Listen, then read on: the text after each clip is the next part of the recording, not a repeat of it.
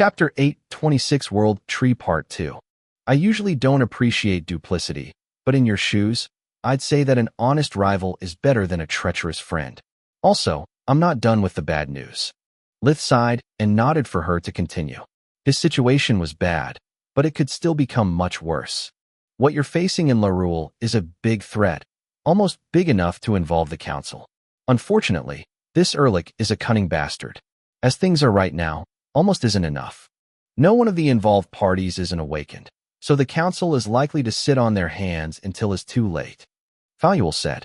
The sapling isn't an awakened? Lith was flabbergasted. Sadly, no. The world tree, from which all the saplings descend from, is probably the first, but surely the most ancient awakened on Mogar. Legends say that its roots encompass our whole planet, allowing it to hold all the knowledge of the past, of the present, and even to catch a glimpse of the future. Many awakened and dragons have spent their lives looking for it, in the hope to find answers that no one else can provide them. Some seek the truth about the past, others look for redemption. I get that being awakened expands your lifespan, so a tree that could live hundreds of years on its own would live millennia. Yet isn't this story far-fetched? No one can live that long. Lith said, You're right. We call it the World Tree, but it's just an inherited title. When the original tree felt its end approaching, it didn't despair nor sought for a way to prolong its existence. The tree's only worry was that all the knowledge and secrets it had accumulated would be lost, so it found a way to preserve them. At the moment of its death, its consciousness would travel through its roots to meet all of its offspring. Once the world tree finds a worthy candidate, their consciousnesses merge, and a new world tree is born from the awakening of a sapling. It takes over the body of one of its children? Isn't that forbidden magic? Lith asked. No. It would be forbidden magic if it consumed the sapling's life force, but it's the other way around. The world tree gives what life force it has left to the sapling, just like you did with Protector, allowing the younger being to live longer and inherit all of the tree's memories, but none of its emotions. This way, only information is passed on, whereas all the traumas and the prejudices due to bad experiences die with the old tree. The new tree can look at its newly acquired knowledge as if it's just reading a book. Otherwise, the emotional burden would drive each generation of world trees insane with unpredictable consequences. It's one of the reasons why the saplings are referred to as plant liches. Each one of them is like a living phylactery that will allow the tree to live on. If Erlich gets his hands on a sapling's mind, he might barter the knowledge it holds in exchange for the secret of awakening. At that point, he'll simply have to ask his new master to help him to join the Undead Council so that no awakened can mess with his turf. The sapling would provide him with all the knowledge he needs to buy himself not only a seat, but also several powerful allies. Faluel said.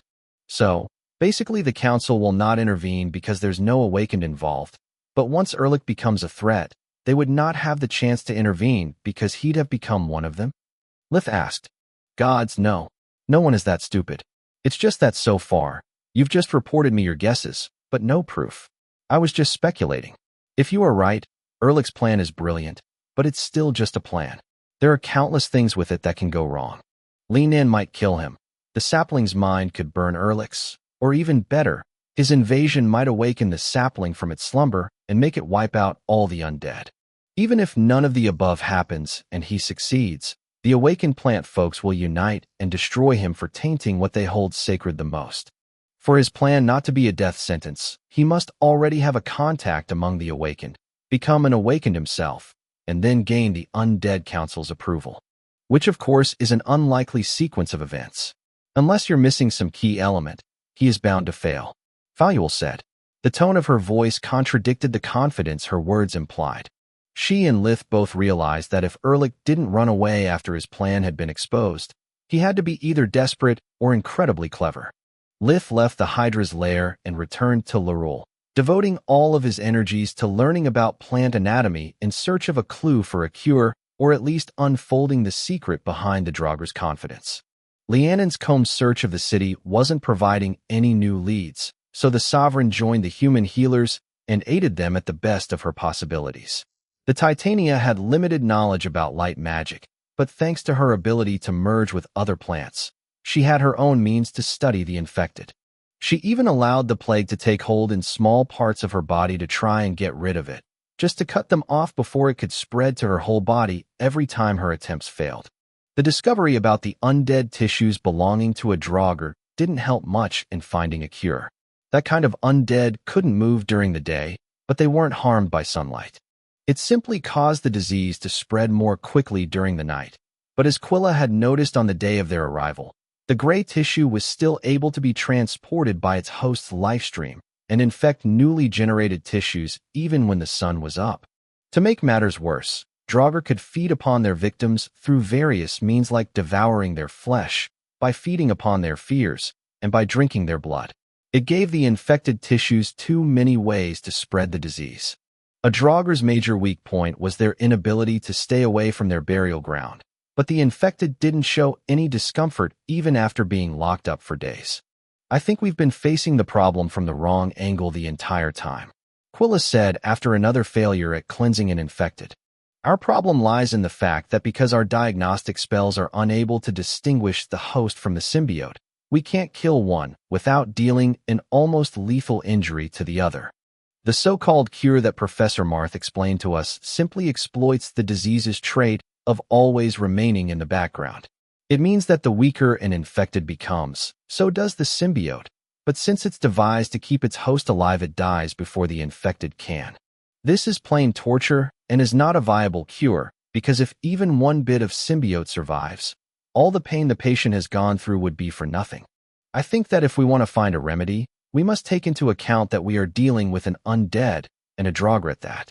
There must be a weak point that we can exploit to purge Erlich's tissues from his victims. Quilla said, I agree with you, but it's not easy to find a solution. Marth replied. Chapter 8, 27 Domino Effect Part 1. It's not the first time that an undead has managed to infect people, either to safely feed upon them or to control them. This kind of trick, however, always followed the same pattern. The tissues would be hidden inside their victim and act as a parasite.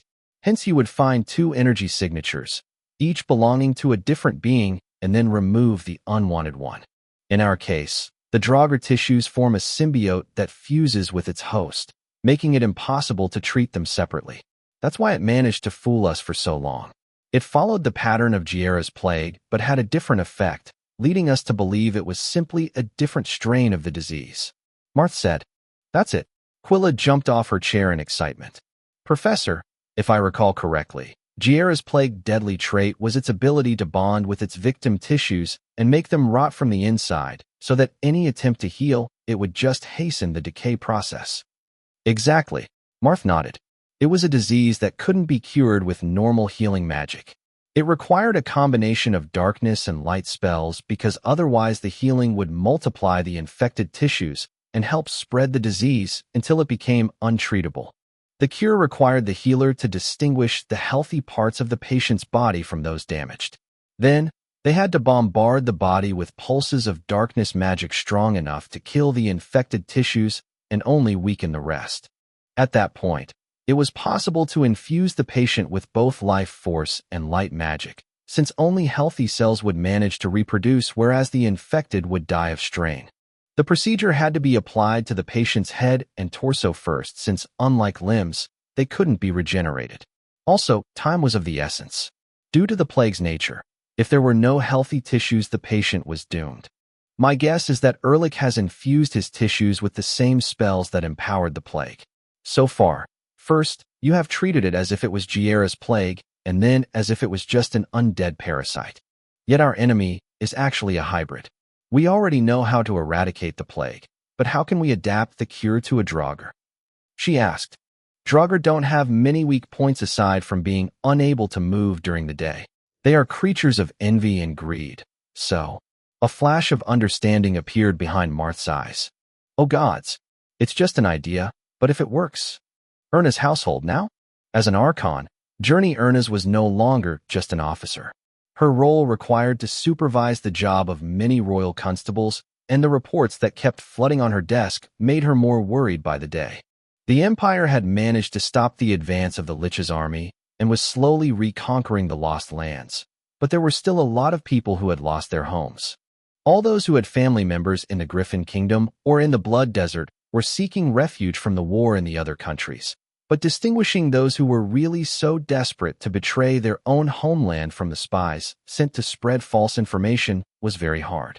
The kingdom had strengthened the army presence at their borders, even considering the idea of invading the empire before deciding against it.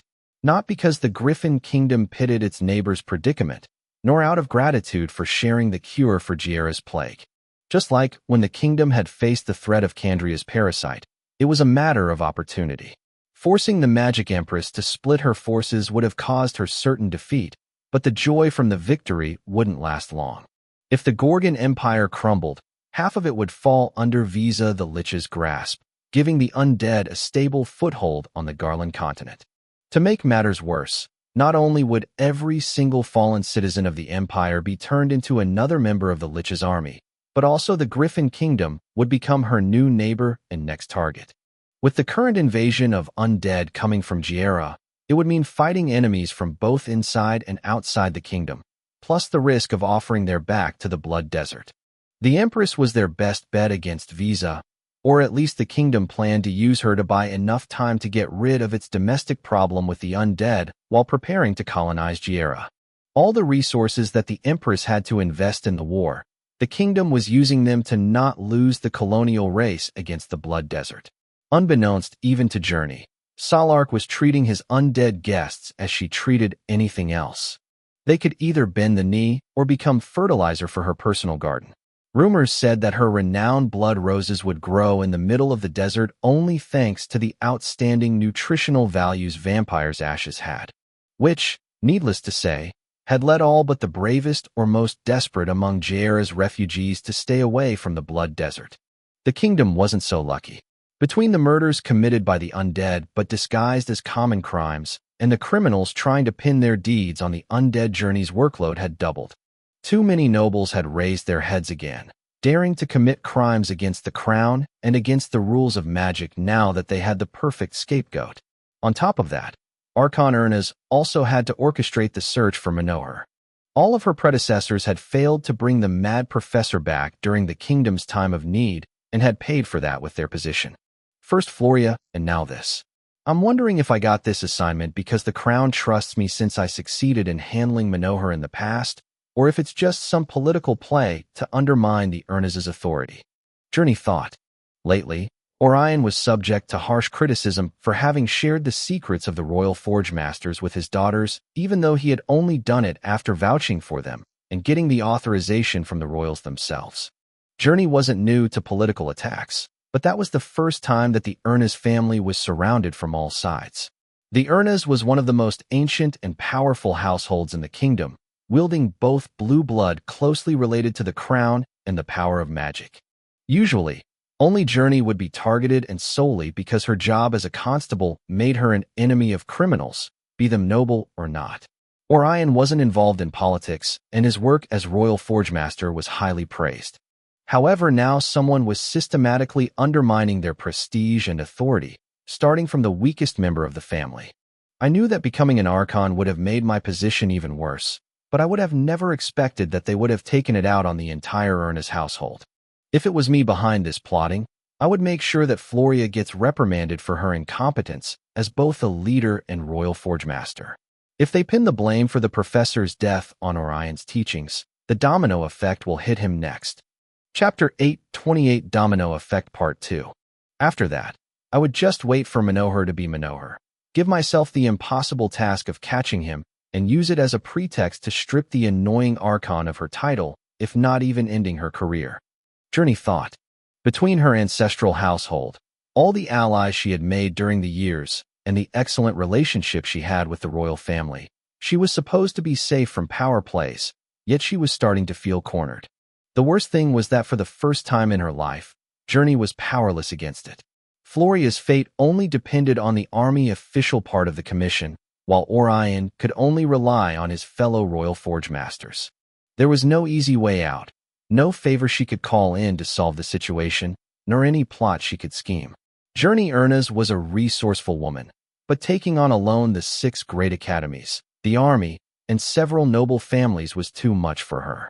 Too much for anyone. Yet she didn't despair, channeling her frustration in her job to make sure to do everything by the book. This time, success or failure was almost the same. Even if Journey managed to find Manohar, she could still be blamed for being too late for it to matter. Manohar or no Manohar. If Larul fell, she might be held responsible, so Journey's main concern was not leaving anything that her hidden enemies could use against her. The silver lining was that thanks to Manohar's escaping streak, blaming her was a paper-thin argument, but that only if she was able to prove that she had left no stone unturned. Archon, we just received a sighting report from Other, Camilla said, showing her mentor only the interesting bits. Camilla had worked her ass off ever since Larul's crisis had started, barely taking the time off to eat, sleep, and see Lith. Once he had departed, she had dedicated herself entirely to the manhunt. Other? This is great news. Journey checked the list of ingredients Manohar was after. A fossilized Gorgon scale was among them, and according to the report, one had just reached Other's black market. Gorgons were officially extinct, so everything related to them was incredibly hard to find, even on the royal trading channels. Do you want to send a squad to check? Camilla asked. No time. Journey shook her head, making sure to have with her all the Manohar capturing artifacts that had allowed her to succeed the first time, plus some new pieces that Orion had prepared for her. A squad would take too long, and they would not get 100 meters from him without getting discovered. Manohar can't warp inside of Other, but he can still fly. You and I will have to suffice. Me? Camilla was surprised. I've never received training to go undercover, and if he recognizes me, Manohar will ask you if Lith is with you. He doesn't bother remembering insignificant details like the names and jobs of the people he meets. Either he will just take you for a pretty face in the crowd or recognize you as Lith's +1. Journey cut her short. The mad professor had an incredible acumen in recognizing someone's magical talent. It was one of the reasons catching him was so hard. Only a powerful mage could corner Manohar, yet he would recognize one on the fly and escape. The two women changed into casual clothes, and Journey even altered her hair color, applying makeup on her face and hands to pass as a random thug instead of a hunter on the prowl. She took her army amulet to perform a quick status update while walking towards the Ernaz's gate. Where are you going this late? You'll miss dinner, Orion asked. He was having a hard time as well, working late hours to prepare anti-undead weapons for the army. On one hand, Balkir's threat had undermined the Griffin Kingdom's stability for years. On the other hand, it had forced them to develop the most advanced cutting-edge magic and tactics while dealing with necromancers, allowing them to deal with the invasion from Giera better than their foreign counterparts. The Empire had never faced such a widespread undead phenomenon, whereas even though the Blood Desert had Solark, she couldn't be everywhere at the same time. Just a quick trip to Other to check on a sighting report. I'll be back in a jiffy, she said while giving her husband a kiss on the cheek. Orion found it fishy since there hadn't been a single sighting in days, and Manohar used to move mainly during the day to exploit crowds to go unnoticed. At least, as unnoticed as he could go. His antics and temper tantrums made him easy to find once he decided to come out. Just like his genius made him hard to catch. Yet Orion said nothing. Journey knew how to take care of herself, and worst-case scenario, it was just someone wasting her time. He went to the Ernaz's forge, ordering to not be disturbed until his wife was back. Journey and Camilla appeared from Other's gate located in the army's headquarters, going straight for the sewers after taking a map from the desk sergeant. The black market would change its location often, but it would always be found only by moving underground the city, away from prying eyes. The sewers of a city as big as Other were full of places to hide, allowing the underbelly of the society to move and gather without anyone noticing. To find the black market required to know the temporary code and use first magic. The Army's information network had provided Journey the former and training the latter, allowing her to follow the trail that would be revealed only by using the correct sequence of elements. Contrary to what most would expect, the sewers of Other weren't narrow and the ceiling was high. The tunnels were as wide as the streets above, but instead of the pavement, there was a river of sewage separating two sidewalks made of gray stone wide enough to allow two city workers to walk side by side. The air was damp and smelled as if something really big had died weeks ago, making it hard to breathe. Do we have to follow the light? Camilla asked while applying magical plugs to her nose to filter the stench. Even though it was late, Several magical lamps were still lit, forming a path in the surrounding darkness. No, it's just a safety measure. If someone gets lost in the sewers, the lights will guide them to the nearest constable station, where they will receive help and have to give a really good explanation of what they were doing down here. Only authorized personnel can enter the sewers, but both street urchins and homeless people don't care much for laws, only for survival. Journey replied, while using the map to find their destination. No one could possibly cover the entirety of the sewers and signs, so along with the code, the starting point was also provided. Journey had to use earth magic first to soften the dry clay that between bricks, then fire magic to light the fluorescent substance mixed with it, and lastly darkness magic to cover the mark. What the heck? Camilla blurted out. After applying darkness magic, the arrow pointing north had turned to the east. Chapter 829 Heartless Monster Part 1. Don't be surprised, kid. The first layer was a decoy that darkness smothered, leaving it visible only the real mark etched under the clay. Journey explained, repeating the procedure at every corner. It seems it's going to be crowded, Camilla said while pointing at the clean path in the middle of the dirt covering the floor. It was something that only many people taking their same path could have created.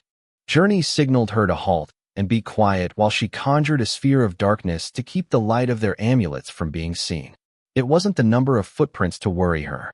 For a rare item like Gorgon parts, a crowd had to be expected. Yet the fact that so many of them had walked orderly was highly unlikely unless they had come all together. Journey activated the silencer device of her army amulet and reported the anomaly before taking another step forward. You truly are the cunning woman I've heard so much talking about. The voice coming from her communication device didn't belong to the desk sergeant she was supposed to be talking to. Too bad that you noticed it too late. Yet what really pains me is the idea that I have to kill you quickly. The army should have already noticed my communication jamming array and sent reinforcements to your last no position. Kalen the vampire said while walking from around the corner. He was around 60 years old, barely 1.72 meters, 5 feet 8 inches tall, with silver hair and goatee. His silver-rimmed monocle couldn't hide the excited red glow from his eyes that shone brightly in the darkness of the sewers. The man had gentle features and a warm smile, but Camilla recalled him all too well to be fooled by his ordinary appearance. Journey gritted her teeth recognizing him, but her grimace became even worse when her lighting spell revealed that he wasn't alone. Several undead came out of all the 4 corners of the tunnel, leaving them no way out. Judging from their long canines and the silent grace they moved with, they had to be vampires. Some had even shape-shifted their fingers and toes into claws hard enough that they allowed them to crawl on the ceiling. How the heck did you know how to override an army amulet? That's a state secret, you leech. Journey took out her enchanted weapons while keeping Camilla behind her. Journey had promised Lith to keep her safe, and Journey was true to her word. You have many enemies, Lady Ernest. Kalen twisted his mustache as a cruel grin appeared on his face. Some of them even value your death more than their own allegiance to the kingdom. That's not an answer, vermin. Journey held 6 of her needles in between her fingers, ready to strike at the first enemy who dared come too close. Because you'll receive none, wench. When I'm done with you, not even your who. A flick of her wrist, a blur in the air, and the numbing pain that ensued cut Kalen short, making him kneel onto the ground. What in the God's name is this? He thought, looking at the needle sticking only a few centimeters out of his chest. How come I didn't even see it coming? Kalen had a bright blood core empowered by centuries of experience and abundant feeding, yet it was turning muddy like that of a newborn. The rest of the vampires charged forward and Journey's fingers moved so fast to be just a blur. The remaining 5 needles found their mark, killing them on the spot. Their blood cores were much weaker than Kalen's and couldn't withstand the mass of darkness energy ravaging them. Those weren't Journey's usual needles, but the anti-bulkier weaponry developed in the case he ever returned. Not only did they held imploding Tier 4 darkness spells, but also the runes covering them made it impossible for anything but normal sight to spot them. They had no magical aura, no heat signature, and the noise-canceling spell they were enchanted with made even a beast's hearing useless against them. Unlike humans, the vampires were relying on their mystical senses, but the needles were invisible to them. Kalen tried to pull the needle out of the wound, only for its metal to melt and burn his skin like acid. The part still inside his flesh kept releasing pulses of darkness energy that poisoned his body and blood core, leaving him without even the strength to get up. One of the vampires managed to reach Journey while using her fallen comrades as a cover, without giving the human the time to make another move. Yet the next thing she knew, her face was being grabbed by an iron-gloved hand bigger than her head, which squashed her like a grape. "Hands off my wife, scum." It wasn't the fact that Orion was over 1.96 meters, 6 feet 5 inches, tall that stopped the surviving undead in their tracks, so much as the full armor he wore, with bright purple mana crystals as big as an apple grafted on its hands and thighs. 3 more white mana crystals were respectively embedded on each one of its shoulders and the middle of its chest. The armor appeared to be made of golden feathers that shone like a sun, lighting the sewers. The helmet was shaped like an eagle's head, its gloves ended with claws, and a couple of wings made of energy were draped like a mantle around its shoulders. They allowed the wearer to fly, and they could also be used to intercept incoming attacks, be they physical or magical in nature. The suit made Orion resemble a humanoid griffin covered in metal. The vampire shuddered in fear, recognizing the fabled royal fortress armor. They could be worn only with the authorization of the queen herself, bestowing upon a normal human the power of an emperor beast and upon a mage the strength of a small army. Little was known about their workings since those who saw them usually died.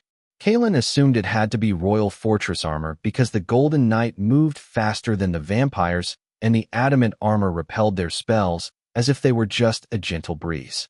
Kalen was still trying to make sense of the nightmare unfolding in front of his eyes when it suddenly turned into horror. Several people wearing Orion's same suit of armor warped in the middle of the tunnel, while others blocked all the possible escape routes. What's the Knight's Guard doing here? Kalen thought, recognizing the coat of arms on their shoulders. The shock from the sudden turn of the events would have paralyzed a lesser man, but the vampire had brushed with his final death enough times to keep his cool even during desperate times. Others' arrays should make it impossible to use dimensional magic, but if they warped in, then I can warp out. He performed the hand seals for a blink while Journey darted towards his with inhuman speed, holding in her hands a golden spear aimed at his chest. The mana left Kalen's body. The spell was perfect, and yet it failed nonetheless, blocked by a superior power. The vampire realized that he had no other option but running away, so he gathered what was left of his strength to escape. Unfortunately for him, Journey was too fast and pinned him to the wall by piercing through both the vampire's chest and the rock bricks with her spear. Chapter 830 Heartless Monster Part 2. In the blink of an eye, all the vampires were slain by the members of the Knight's Guard. They were wielding weapons surrounded by a golden aura, just like Journey's spear. Did you really believe that I got this old by sheer luck? That I would fall for such a blatant trap? Journey said while piercing with her needles Kalen's forelimbs and head. He tried to shape-shift into his mist form to slip through the restrictions, but his flesh refused to move. Then the vampire summoned the mana from his blood core to use true darkness magic to kill the wench that dared to stand so close to him. Yet the mana went haywire and exploded inside his body, making his veins burst open as he coughed out a mouthful of blood. The pain and weakness almost made Kalen faint. Almost. What does she mean obvious? I studied Manohar's pattern and played it by the book. Let me tell you a secret. Manohar would never attend a black market auction. He would simply liberate the ingredients from criminals' hands in the name of the greater good. His own. Journey's words derailed his train of thoughts. That was your first mistake. Your second mistake was forgetting that it's the army array blocking dimensional magic. Hence the army can turn them on and off at will. The moment you jammed my amulet signal, you signed your death warrant. She poured a flask of blood on Kalen's head. His skin absorbed the red nectar as dried earth would do water. It healed his wounds and gave him new strength, but just enough to not die. Your third and fatal mistake was thinking yourself better than bulkier. The weapons we made are devised to block all of your powers to more easily capture live specimens. You undead are hard to kill and even easier to keep alive, since you can't stop yourself from feeding. Journey poured another flask, and Kalen abandoned all hope.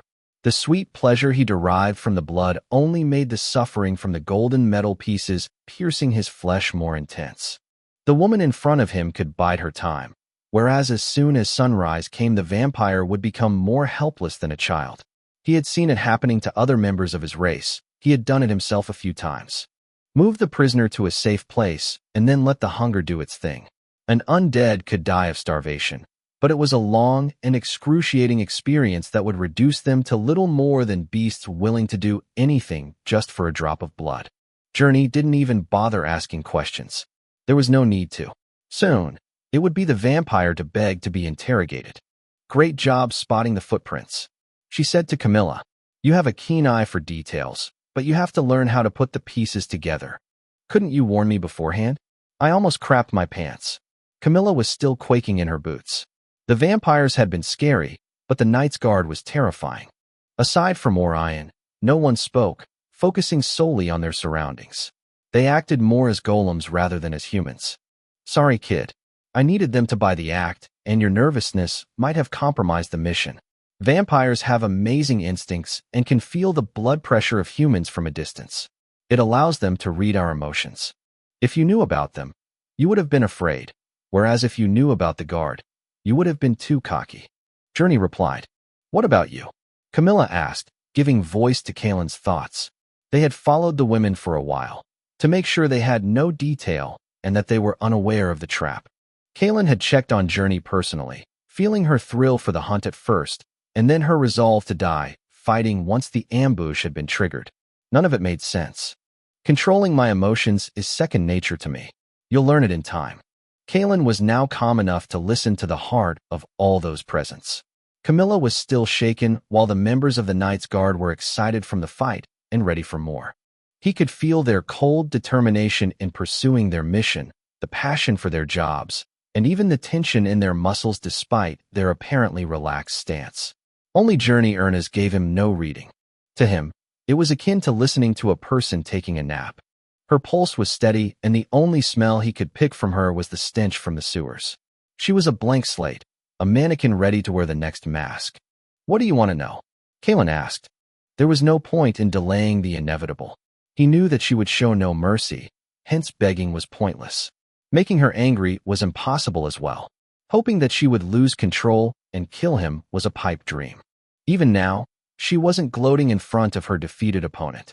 She didn't feel superior for besting him, nor did she threaten him with promises of pain. Kaelin knew her type. For Journey, he was nothing more than a tick on her checklist. The silver lining was that after being stripped of his title, Kaelin had no loyalty left for the Night Court. Once he would have fought to the death for them, but now he rejoiced at the idea that they would pay for what they had done to him. Journey Ernest would be the instrument of his revenge, leaving him the only regret of not being able to see the fall of his enemies with his own eyes. City of Larule, Erlich's hideout. When the sun was about to rise, yet Kaelin refused to pick up on his communication amulet. Erlich knew that something was wrong. Only newbies would make the mistake of being away from their lair at such an hour. It's time to move. His roar was filled with hatred. The incompetent vampire risked destroying all of Erlich's meticulous preparations. He quickly explained the situation to Gremlich while activating his dimensional amulet to store all of his possession and earth magic to cover himself with the soil from his burial ground. Even if Kaelin was captured, I don't see the rush. Gremlich said, no one knows where we are, and he wasn't even a member of the Night Court in the first place. Isn't that the reason why you chose him in the first place? No one. Erlich sneered. For someone so sly, you're surprisingly naive. Even though we picked only fellow Gyrans, I wouldn't be surprised if a few of them accepted to keep tabs on us in exchange for a nice position in the courts.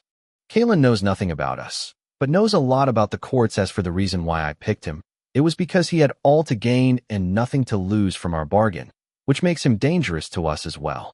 If captured, he will spill the beans about his ex-associates who in turn might know about us. If leaned in attacks while the sun was up, half of our followers will be either paralyzed or incapable of exerting their full strength. We would have no chance of victory or escape. There's no time to lose. Chapter 831 Opening Move Part 1. Gremlich was forced to agree with Erlich. The Grendel Dryad started yelling orders while inwardly cursing the human race for the umpteenth time. If it wasn't for them, he would have never left Giera, and he would still retain the role in the local undead society he had fought so long to achieve. After the fall of the human race, there was no more strength in numbers, only weakness. More people meant more mouths to feed, making the damages on the local flora too extensive and without even someone to use as a scapegoat. No more afraid of the humans' interference, plant folks and fae had started to band together, hunting down the undead that had no place to hide. To add insult to injury, the undead couldn't even run away from their oppressors since they were also their main source of food. Non-sentient vegetation provided them with so little nourishment that, to feed properly, undead plants caused too much devastation, allowing beasts to follow their trail and kill them as soon as the sun was up. Back before the plague, it had been so easy to use the court's riches and connections to leave all the dirty work to humans. They would capture and grow herds of plant folk for their masters to feast upon, working happily just in exchange of the hope of receiving the gift of undeath. With their disappearance, basic food had become a luxury, and each time a member of their herd died, it was almost impossible to replace them. Powerful people like Gremlick or Erlich didn't hunt in decades, so they had no idea where to even start. For creatures of their age, only power and status mattered, yet they had gone from being rulers to scavengers overnight. Gremlick had lost most of his thralls during his escape from Giera, some because he had overfed upon them, others simply due to the constant struggle for survival. He had joined Erlich because his plan was the only way they had left to make sure that the horrors of the past would not repeat themselves. Contrary to Erlich's paranoia, it took Journey days to extract information from the members of the Night Court of Other, and even longer to decipher the acquired intel, before she could share it with the team in Lorule. Kalen is dead. Lith still couldn't believe his own ears. Yes, and so are most of the undead residing inside Other. Journey said through Lianon's communication amulet that was set to conference call mode. The old bat told us about the position of all the dimensional gateways he knew, so most of those who managed to escape from our tactical teams just walked into an ambush. Some of them had self-destructing dimensional items, others didn't, so we had quite the haul. Deciphering codes and dead languages required a bit of time, so I'm afraid that I've got only old news for you.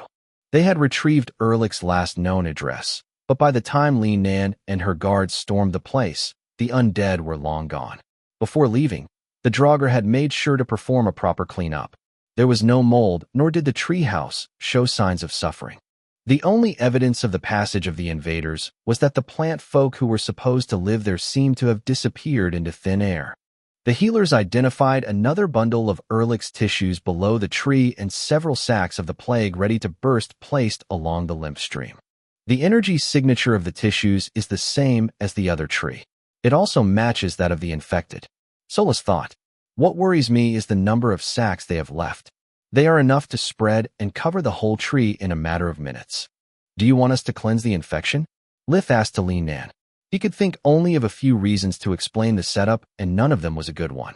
No, I don't want to alert Erlich. Unlike what happens for the infect, I can feel part of his essence still dwelling here. If we remove the tissues, he'll discover that we know about his plan, and we'll lose the element of surprise. She replied. Lith was almost sure that ship had long sailed, but repeating it for the umpteenth time was pointless. Everyone was brimming with confidence ever since Marth had found a cure for the plague, and Lith didn't want to spoil the mood. Rather than wasting his breath, he preferred to prepare himself for the worst with the help of Kala and his friends. In the end, the solution to their problem had been surprisingly simple, once they knew where to look. The cure for the plague had turned out to be the plague itself. Plant folk were capable of fusing together and with other forms of vegetation. It was one of the means that allowed healthy individuals to recognize those affected by the plague. When two infected merged, however, the respective symbiotes would react with extreme prejudice. They belonged to Erlich, after all, so they shared his greed and envy. They wouldn't join forces, but rather fight to possess the stronger host. It not only caused the weaker of the two plant folks to get rid of their symbiote, but would also force the second entity to detach from its host to fight the invader. Once symbiotes' life forces were distinguishable from the patient, it was easy for the healers to destroy them with darkness magic. The only issue left was that the plant folk couldn't be released until Erlich's threat wasn't over. The patients had gladly accepted to be detained to not give in to temptation and asked to be turned into undead, but now that their condition had been treated, They wanted to go back to a normal life. Lean-In was forced to keep them prisoners, to prevent Erlich's spies from discovering that his master plan was now an utter failure. The sovereign of Lorule spent her days communing with the sapling, trying to find any trace of the Draugr meddling and to locate his position. She even attempted to awaken the ancient being from its slumber, but to no avail. Lith was still hoping to hear from Faluel, or at least be relieved from his duty and be able to go back home, but he knew they were both pipe dreams. If the council was truly interested, they would have already made a move. Back in Other, he had found Inxialot waiting for him, so having yet to receive an answer after days meant they couldn't care less. As for his duty, leaving would have ruined everything. Dismissing the healers was like declaring that the plague had been cured, so all of Faluel's traps would be for nothing. It also meant removing one of the two biggest monkey wrenches in Erlich's plan, the presence of an awakened. No matter how old the Draugr was, his ignorance about true magic wasn't something that could be filled just by reading books. There were weak awakened like Tista, but also monsters like Inxialot or Faluel. Lith remembered all too well the fear that the Lich first and himself later had struck into the undead courts. Inxialot by showing unlimited power, Lith by killing Kaelin's champion without so much as a scratch. Based on what Journey had discovered, Erlich was connected with the Night Court, so they had likely warned him about Lith's powers. Chapter 832 Opening Move Part 2. The healers, Lean-In included, kept working on the infected treehouses. Their role in Erlich's plan was still a mystery, hence they had no counter for it. The sacks have been placed near all the plan equivalents of major arteries, so my hypothesis is that Erlich wanted to make sure that even if he was forced to release them during the day, the natural flow of lymph would quickly spread them throughout the treehouses. Draugr tissues are paralyzed during the day, after all, Quilla said. It was the same conclusion Solus had come to, but neither of them understood the point of such a move. The sun had just completely set and the research teams were about to call it a day when suddenly, a small quake made the orderly placed crystal cases jingle against each other. Are quakes frequent in Lorule? She asked. We don't have quakes. Lean-In explained. The power of the sapling protects the city from them. Between its control over the ground and its roots, the sapling is able to disperse most of their energy. Your Majesty, the usurper has just walked inside the main hall and demands you to surrender Lorule to him. Norlorm the Changeling said. How nice of him. Lean-In sneered, taking her communication amulet out of her dimensional item and calling to arms all the sovereigns from the other plant cities. How did he get there? Undead were banned from using warps, so the Titania was expecting that to make such a bold move, the enemy believed that his plan was already complete. He walked, Norlorm repeated. Erlich and his followers stormed the gates, killing a few guards and forcing the others to retreat. Either he still can't use dimensional magic or he's just pretending not being able to keep the element of surprise. Lean-In thought. We'll see who's playing his cards closer to the chest. Lean-In warped to the castle built inside the world sapling itself. It was a sequoia that had reached over 200 meters of height, 657 feet, with a tree trunk larger than the whole village of Lucia. Litha's group had never noticed it because the smaller trees that covered Lorule's sky with their foliage also blocked the view of the sapling, making it look like a taller building in the distance.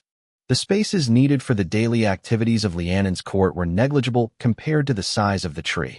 The Titania chose the castle lobby as her arrival point, to check the damages and have enough space to organize her troops before the conflict began. Now their roles were reversed. Erlich probably wanted to finish things before dawn came, whereas Lean-In had no rush. She was confident of being able to take care of the Draugr by herself, but she was not conceited. Just like her enemy had done until that day, she was going to stall for time before making her move. The scene that appeared in front of the sovereign and the mages from the three great countries that had accompanied her was baffling. Judging by the number of withered vines, saplings, and flowers, Lean-In could tell that the number of casualties on her side was about a dozen. They had all been plant folks, not fae, so Erlich didn't face much resistance. What troubled the sovereign and her companions was the sight of the double doors of the castle broken. Even though they were 5 meters, 16.4 feet, tall, weighing several hundred kilos each, they were almost torn off their hinges. There was a hole where the lock was supposed to be, so big that the first thought everyone had was that a giant had punched the door open. "Who did this?" Lenin asked Norlorm. "A Grendel, your majesty. A real Grendel, like those of the legends." The poor changeling quaked in his boots at the memory, making his whole body squeak like an old chair. His claws ripped our soldiers to shreds, whereas our weapons and spells were powerless against him. It took him a single charge to blow the door down. "What about the traps I have laid?" "Only the sapling managed to hurt him, but all it took the Grendel was to eat one of our guards whole to fully recover," Norlorm said. Lenin nodded while evaluating the opponent's might. "The bad news is that the castle's automated defenses were supposed to kill even the strongest Fae in one blow. They might take out even me, without giving me the time to regenerate if I didn't know exactly to look out for." Her words were grim, but all of those presents were mages. To them, knowledge was literal power, and every bit of information they got would increase their odds of victory. "The good news is that the sapling is still on our side, and that the legends about Grendels being invulnerable are lies. They can be killed, but I doubt he'll just roll over and die if we ask him to. Look out for this guy." Lenin placed her hand on the nearest wall, and the runes on her shoulders shone with a blue light. The wood pavement of the castle came to life, sprouting several real-life wooden figures that replayed the recent events for them. "This is the Grendel in both his forms." The sapling had recorded everything, even Gremlick's shape-shifting. The creature in front of them had a round head, with feral eyes as big as a saucer. It had bright red irises and vertical pupils that were filled with a mix of hate and spite. Its body was entirely covered by a dirty brown thick fur, akin to that of a giant sewer rat. Its maw was lipless and so large that it was the entire lower half of his head. The mouth was filled with sharp, long fangs, each one about 10 centimeters, 4 inch, long. Gremlick's slender, almost feminine arms were now as long and thick as a tree, ending with razor-sharp claws. To the humans, the contrast between Gremlick's handsome male dryad form and the monstrous Grendel made him even more disgusting than his deformed associates.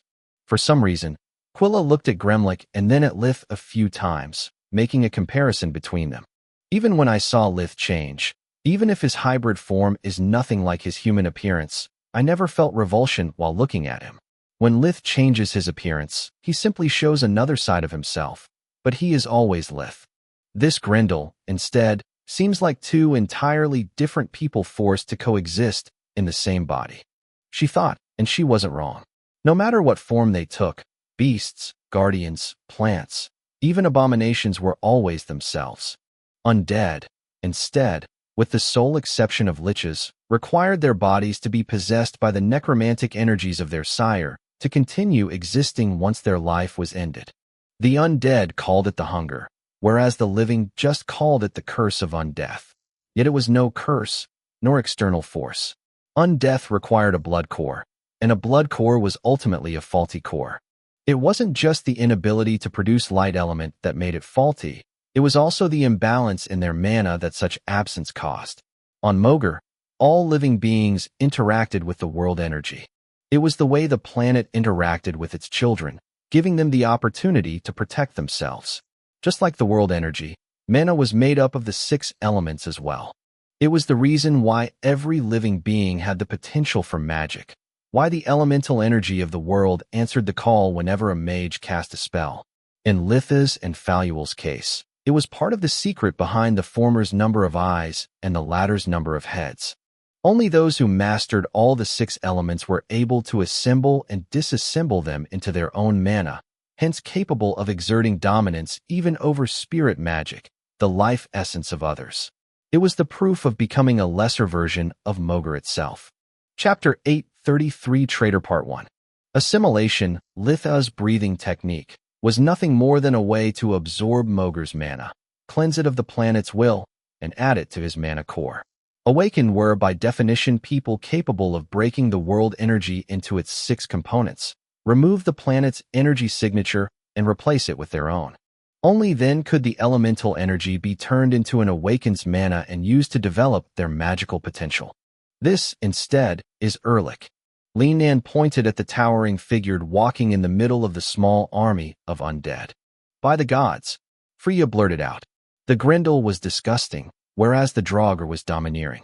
He was over 6 meters, 20 foot, tall, to the point that even the massive Grendel looked like a baby in comparison. His appearance was that of a dead tree come to life after being possessed by an evil spirit. His bark was swollen, blackened, and hideous to look at. His whole body kept rotting and regenerating in an eternal cycle, leaking a dirty white substance from its cracks that resembled pus. The liquid was undead as well and wriggled like worms while searching for another crack to get back inside the Draugr's corpse. Erlich had been a Treant in life, so he was much bigger and stronger than a Trentling. In death, all of the leaves forming his hair and goatee had turned yellow with brown spots, giving him a sickly look. His eyes shone with the red light of undeath, and even if what those present were looking at was just a copy, the mages felt a terrible strength hidden behind even the simplest movement he made. This doesn't bode well. Lith thought. Usually big enemies are slow, but evolved beings are unnaturally fast. The life force of a Treant plus the boost of undeath could give him enough power to kill most opponents with one hit. Lith had no idea what powers a Titania had, but the sovereign of Lorule paled in comparison with the wooden titan. Whatever happens, leave Erlich to me. Linan continued. I've already assembled my army to take care of the invading undead, and soon will receive help from the other city-states. I'm not going to take any risks. We'll attack only once all our allies are assembled. I see you're fashionably late, like it suits the star of our event. Erlich's voice cut her short.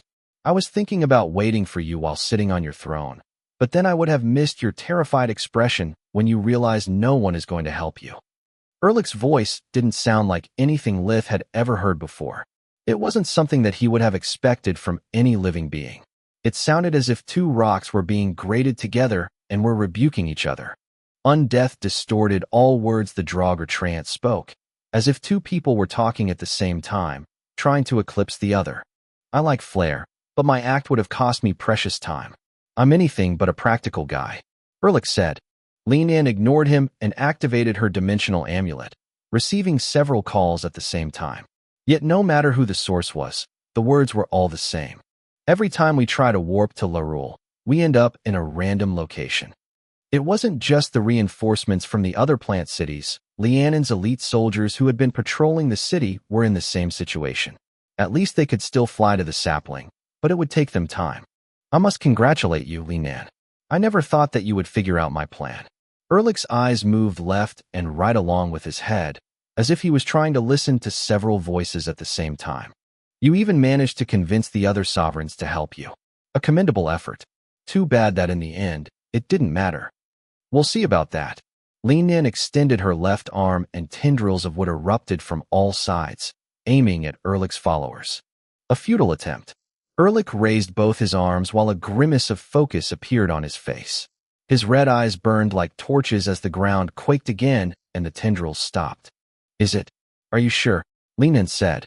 A cruel grin twisted what had been a beautiful face into the mask of a bloodthirsty warrior. The tattoos on her arms and shoulders ignited with a blue flame that covered Linan from head to toe. The tendrils resumed their charge, squashing the undead on the front lines. They tried to activate their blood cores to recover from the wounds, but the wood absorbed them. Under Lianon's guide, the sapling broke the undead down into nutrients and fed upon them before they could even yelp in surprise. Guess you didn't see this coming, the sovereign said while more and more tendrils of wood rained down on Erlich's army like a flock of birds preying on hapless worms. You bastard. Erlich was furious, yet he was yelling at the sapling rather than at Linan, which rose several unpleasant questions. The Draugr tapped into his undead tissues planted under Lorule, forcing a connection with the ancient tree akin to that of his opponent. He managed to stop the onslaught before losing more soldiers, but suddenly he didn't feel so confident anymore. What are you waiting for? Kill them, and then kill her. Erlich was outraged at his allies more than he was at his enemies. How can a vicious seasoned warrior like Gremlich get cold feet just because Linan is here? He's well aware that I'm incapable of accessing the sapling's mind from the outside, and that as long as she's alive, I can't fully bond with this old bastard. Erlich thought. If Erlich thinks that I'm going to immolate myself to win this battle, the rot must have reached his brain. Gremlich thought. Even if we win, I'd just be his second in command. I'd achieve only as much power as he's willing to bestow upon me, and it would take him but a thought to kill me. Yet he's right about one thing. If we don't win, we're all dead. The Dryad led the charge without transforming into his Grendel form. Gremlik was a powerful magician, and as long as he kept his plant side's regenerative powers, he could afford to sustain some damage to test the waters. One of the Grendel's greatest secrets was how heavy was the strain that their battle form inflicted upon their blood cores. A Grendel's characteristic bloodthirsty fighting style was also due to the perpetual hunger that wore them out once they assumed such form. Now, Linen yelled. All the Fae who were part of her personal guard came out from the room, emerging from the walls they had been merged with until that moment. Erlic's followers found themselves surrounded by every side as a rain of Tier 5 spells fell upon them, reducing their numbers. Most of the infected that were still at the thrall stage died on the spot. Their sires preferred to protect themselves and those they had already turned into their kin rather than waste their energy on half-baked warriors. Did you really think that after discovering your plan, I wouldn't take countermeasures? Usually, mocking an undead was pointless. Their passions were muffled by the lack of light element, so things like fear or morale were unknown to them. Yet the Draugr and the Grendel were respectively creatures of envy and fury. Chapter 834 Traitor Part 2. The darkness element coursing through their bodies exacerbated those feelings, requiring sheer willpower to keep them in check. What focus they had to employ to control their basal urges, the undead couldn't use it on the task they had at hand. Unlike the lesser races, us plant folks can't take any shape we want. My personal guards never left the castle in the first place. Those outside are just body doubles. Lianon's words planted the seed of the doubt in the Draugr's mind. He had wondered why their battle of wills regarded only the control of the sapling and the dimensional magic coming from outside Larul, whereas Lianon didn't seem to care about the inability of her internal allies to warp. He would have liked to stop blocking dimensional magic inside of Larul, which would give him enough focus to overwhelm his opponent. Yet after falling for 2 traps, Erlich was afraid of jumping feet first and the third as well. Curse you, woman. If I drop the array and you are lying, your army will turn the tides of the battle. If I don't and you're telling the truth, then I'm wasting my limited energy in a fool's errand. Erlich thought, I must believe in my plan. Lianon's Fae can amount to just a few dozens. This must be another of her deceptions. The Draugr roared his challenge and tapped into the sapling's energy to restore his dwindling mana. Lianon was flabbergasted seeing that the ancient tree seemed unable to distinguish between its loyal vassal and the invader. The tendrils of wood stopped attacking the undead and turned against the sovereign's allies. Lianon did her best to protect the healers and the Fae, but she only managed to slow the tendrils. Fuck me sideways. Lith thought. I knew that plants were psychos, but I only feared they could reach such level. The moment Lianon explained to us that a sapling is a dying tree, the undead invasion assumed a completely different meaning. Erlich isn't forcing the tree any more than Lianon does. His plan has never been to take control over the sapling, but to cut a deal with it.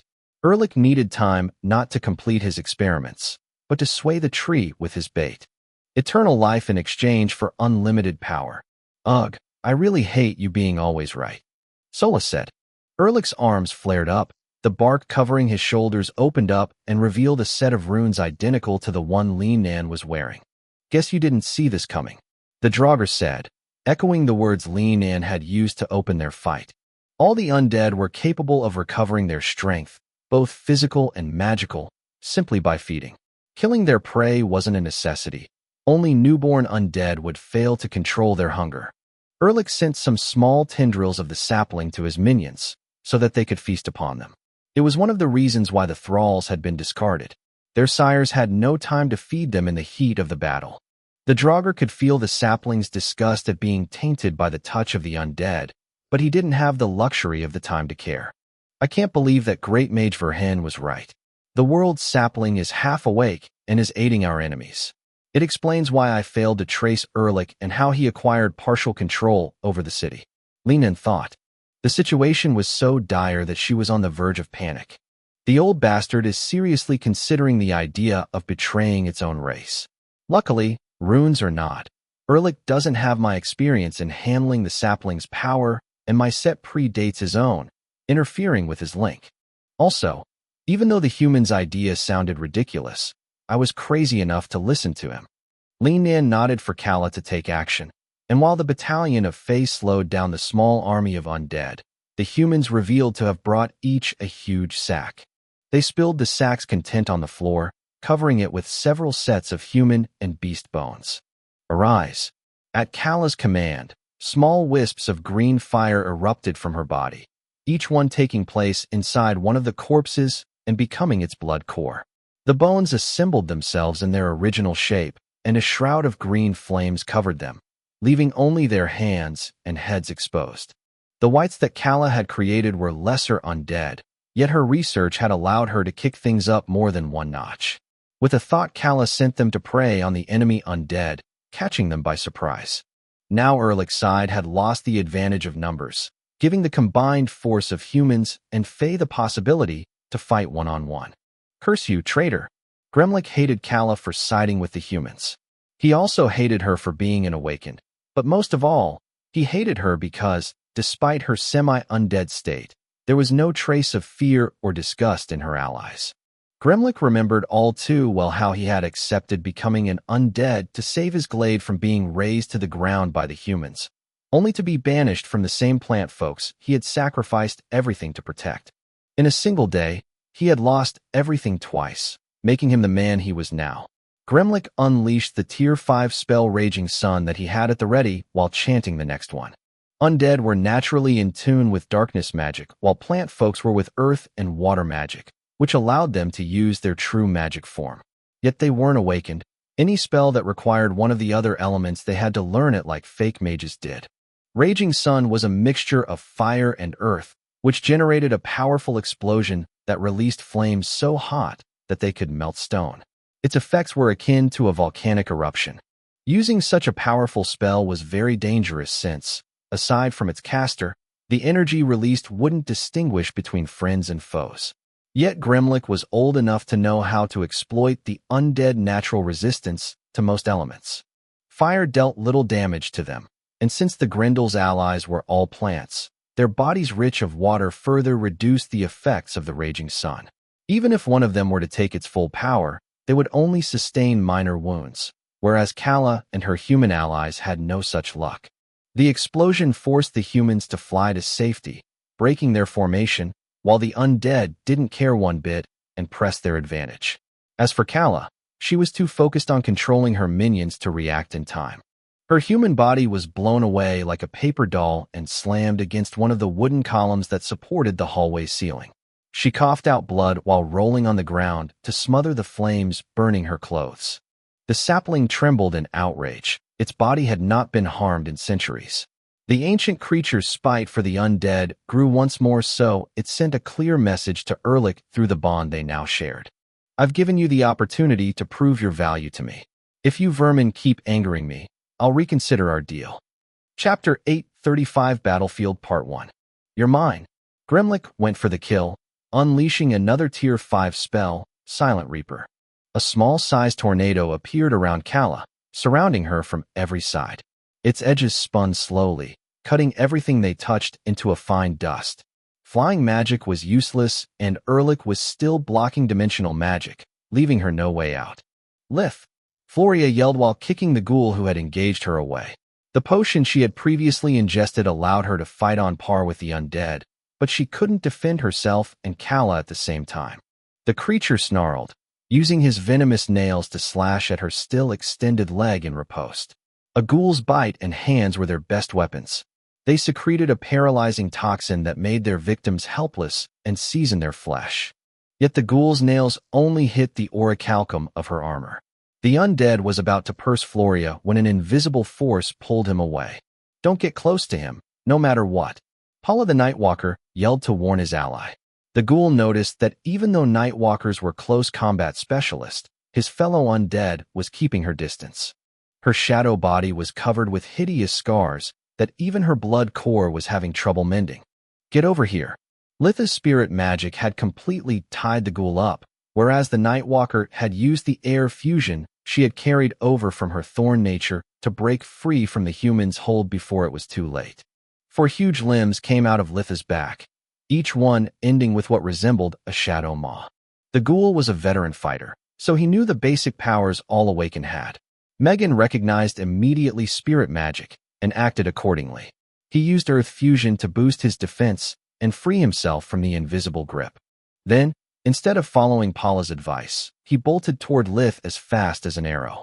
Megan the ghoul wasn't afraid of darkness magic and sneered at the Nightwalker's cowardice. How can she have survived this long without learning how to deal with such measly spells? Megan thought while covering his body with a thick layer of darkness element.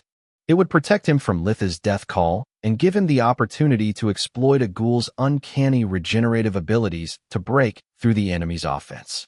As long as his heart was intact, Megan's body would always fully regenerate with minimum strain on his blood core. Plaguebringer, the twin Katars he wielded, were akin to extensions of his arms. Not only they could regenerate as fast as their owner, but they also were able to channel the ghoul's venom through their blade. One scratch was enough to put an end to most fights. "Megan, you idiot," Paula said, managing to turn pale despite the fact that turning into a Nightwalker had blackened her skin. Only when the limbs from Death Call formed a cocoon to hide the fight from prying eyes instead of attacking him did Megan realize his mistake.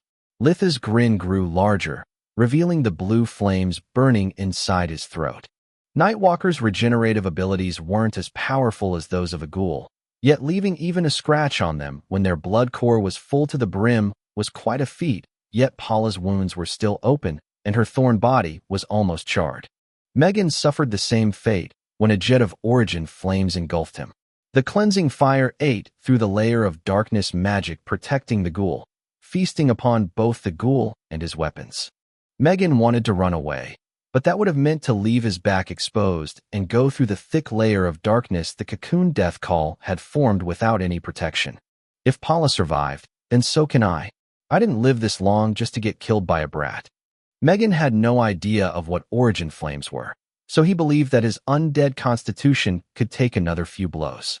Usually, those who met even a lesser dragon wouldn't survive the encounter, and there was no way to distinguish them from a normal fire until one felt their sting. The ghoul could feel that something was wrong. The flames weren't just damaging his body, but directly attacking his life force as well. The origin flames wore down the energy stored inside the ghoul's blood core, sapping his strength as if he had been thrown into a volcano. That's why Paula didn't heal. Why didn't I dodge those stupid flames in the first place? Megan thought while lunging at Litha's left eye and right leg at the same time. One of the advantages of his dual-wielding style was the ability to pierce through the enemy defenses since he could perform twice the attacks.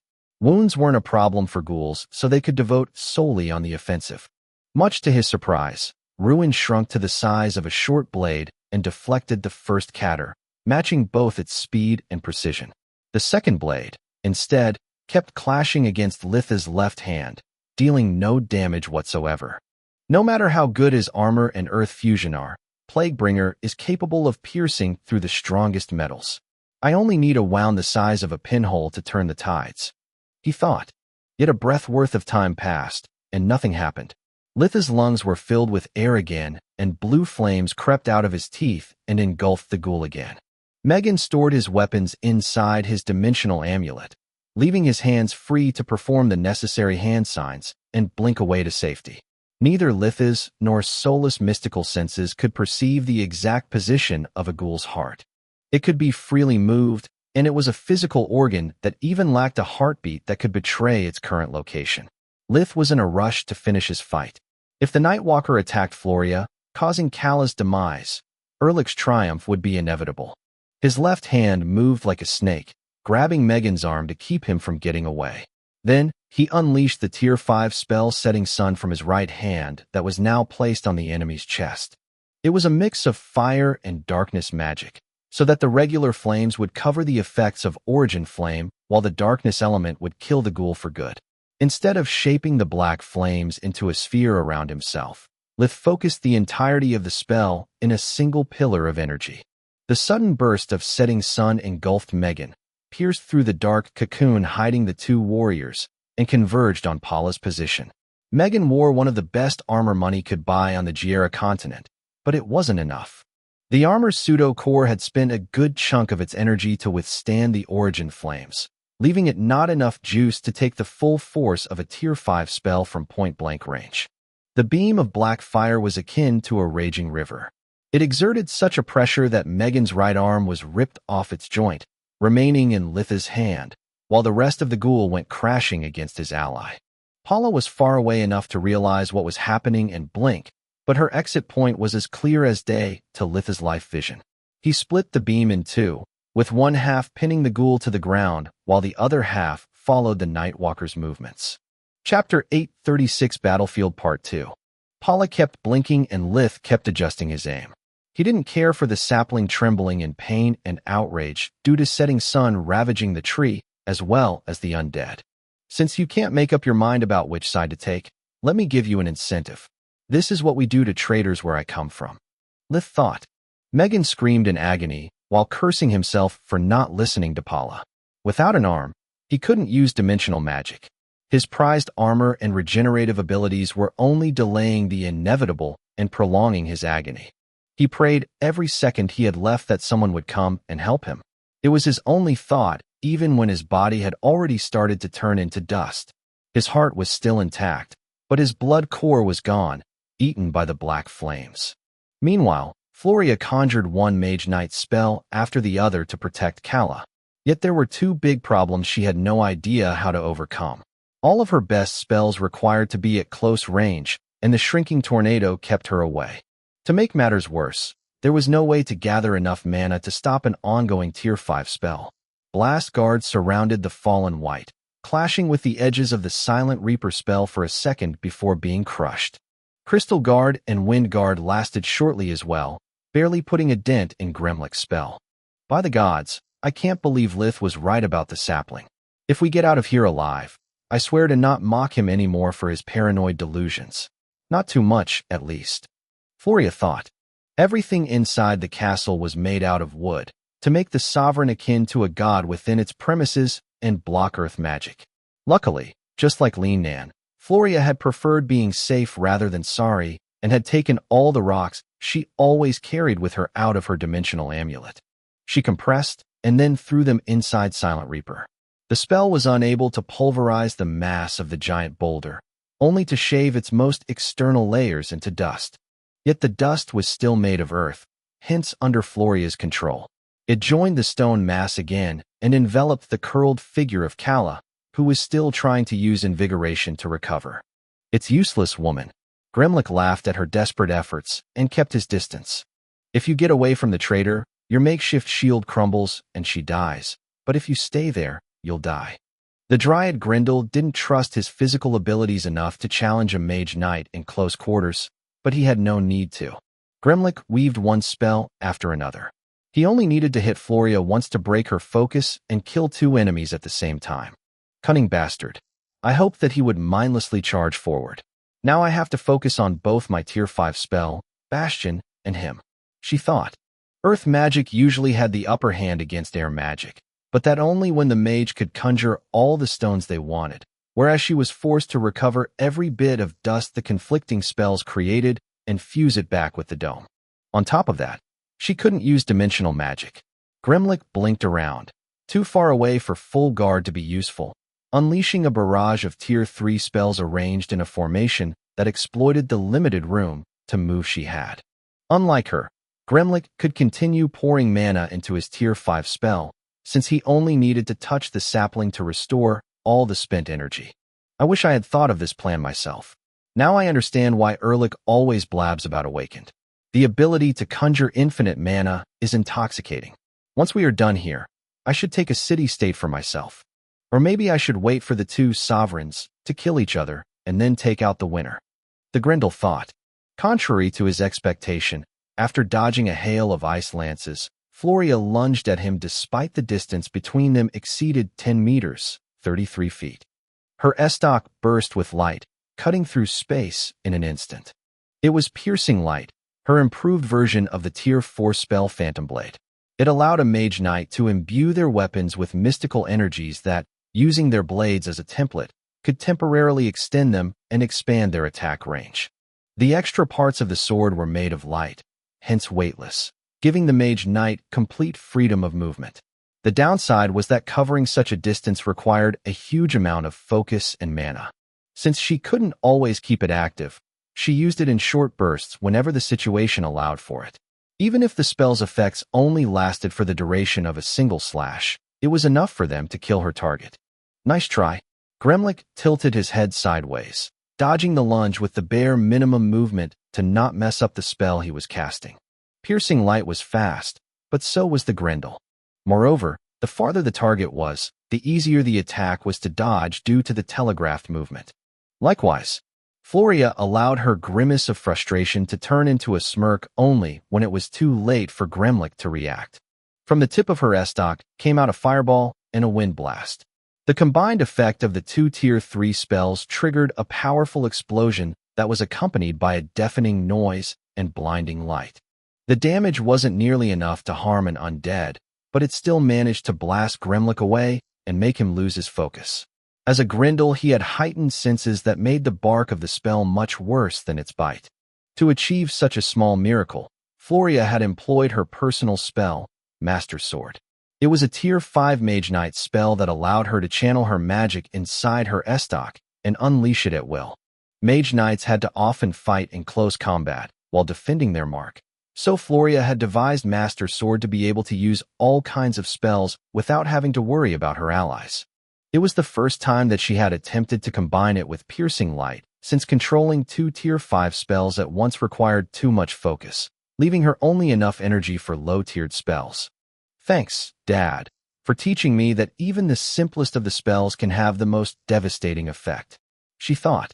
Floria had fused a spell meant to strike multiple enemies at the same time, and another that was supposed to inject her magic inside an enemy to create an instant movement ability for her spells.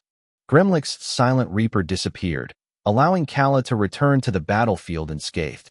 The fight between Floria and the Grendel had been brief, but long enough for Invigoration to mend her wounds. Thanks for your help. I need you to buy me a few more seconds, Kala said while re-establishing the connection with her undead. Without her to guide their movements, the Whites had no strategy and were recklessly at their enemies, uncaring of their life as long as they could inflict them the most damage. Between Kala's absence and the gap in equipment, Erlich's followers had managed to make a short work of the Whites despite their ethereal nature. Chapter 837 Battlefield Part 3. Enchanted weapons were able to break the bones that formed the Whites' bodies while darkness magic spells attacked their blood cores, snuffing the green flames that animated Kala's minions as if they were just candles. Yet instead of just disappearing, the flames reverted into small wisps that darted back into Kala's body, who only needed a breath of invigoration to give them new strength.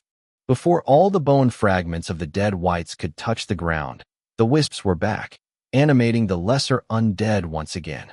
Conducting experiments about Lichhood on herself had taught Kala a lot about blood cores and phylacteries. On top of that, she had learned how to imbue small amounts of her willpower inside the blood cores she created. In normal circumstances, it would allow her to control her minions as if they were part of her body, even giving them access to all the spells she knew. When such a fine control wasn't possible, she would use willpower to create a different kind of link with them.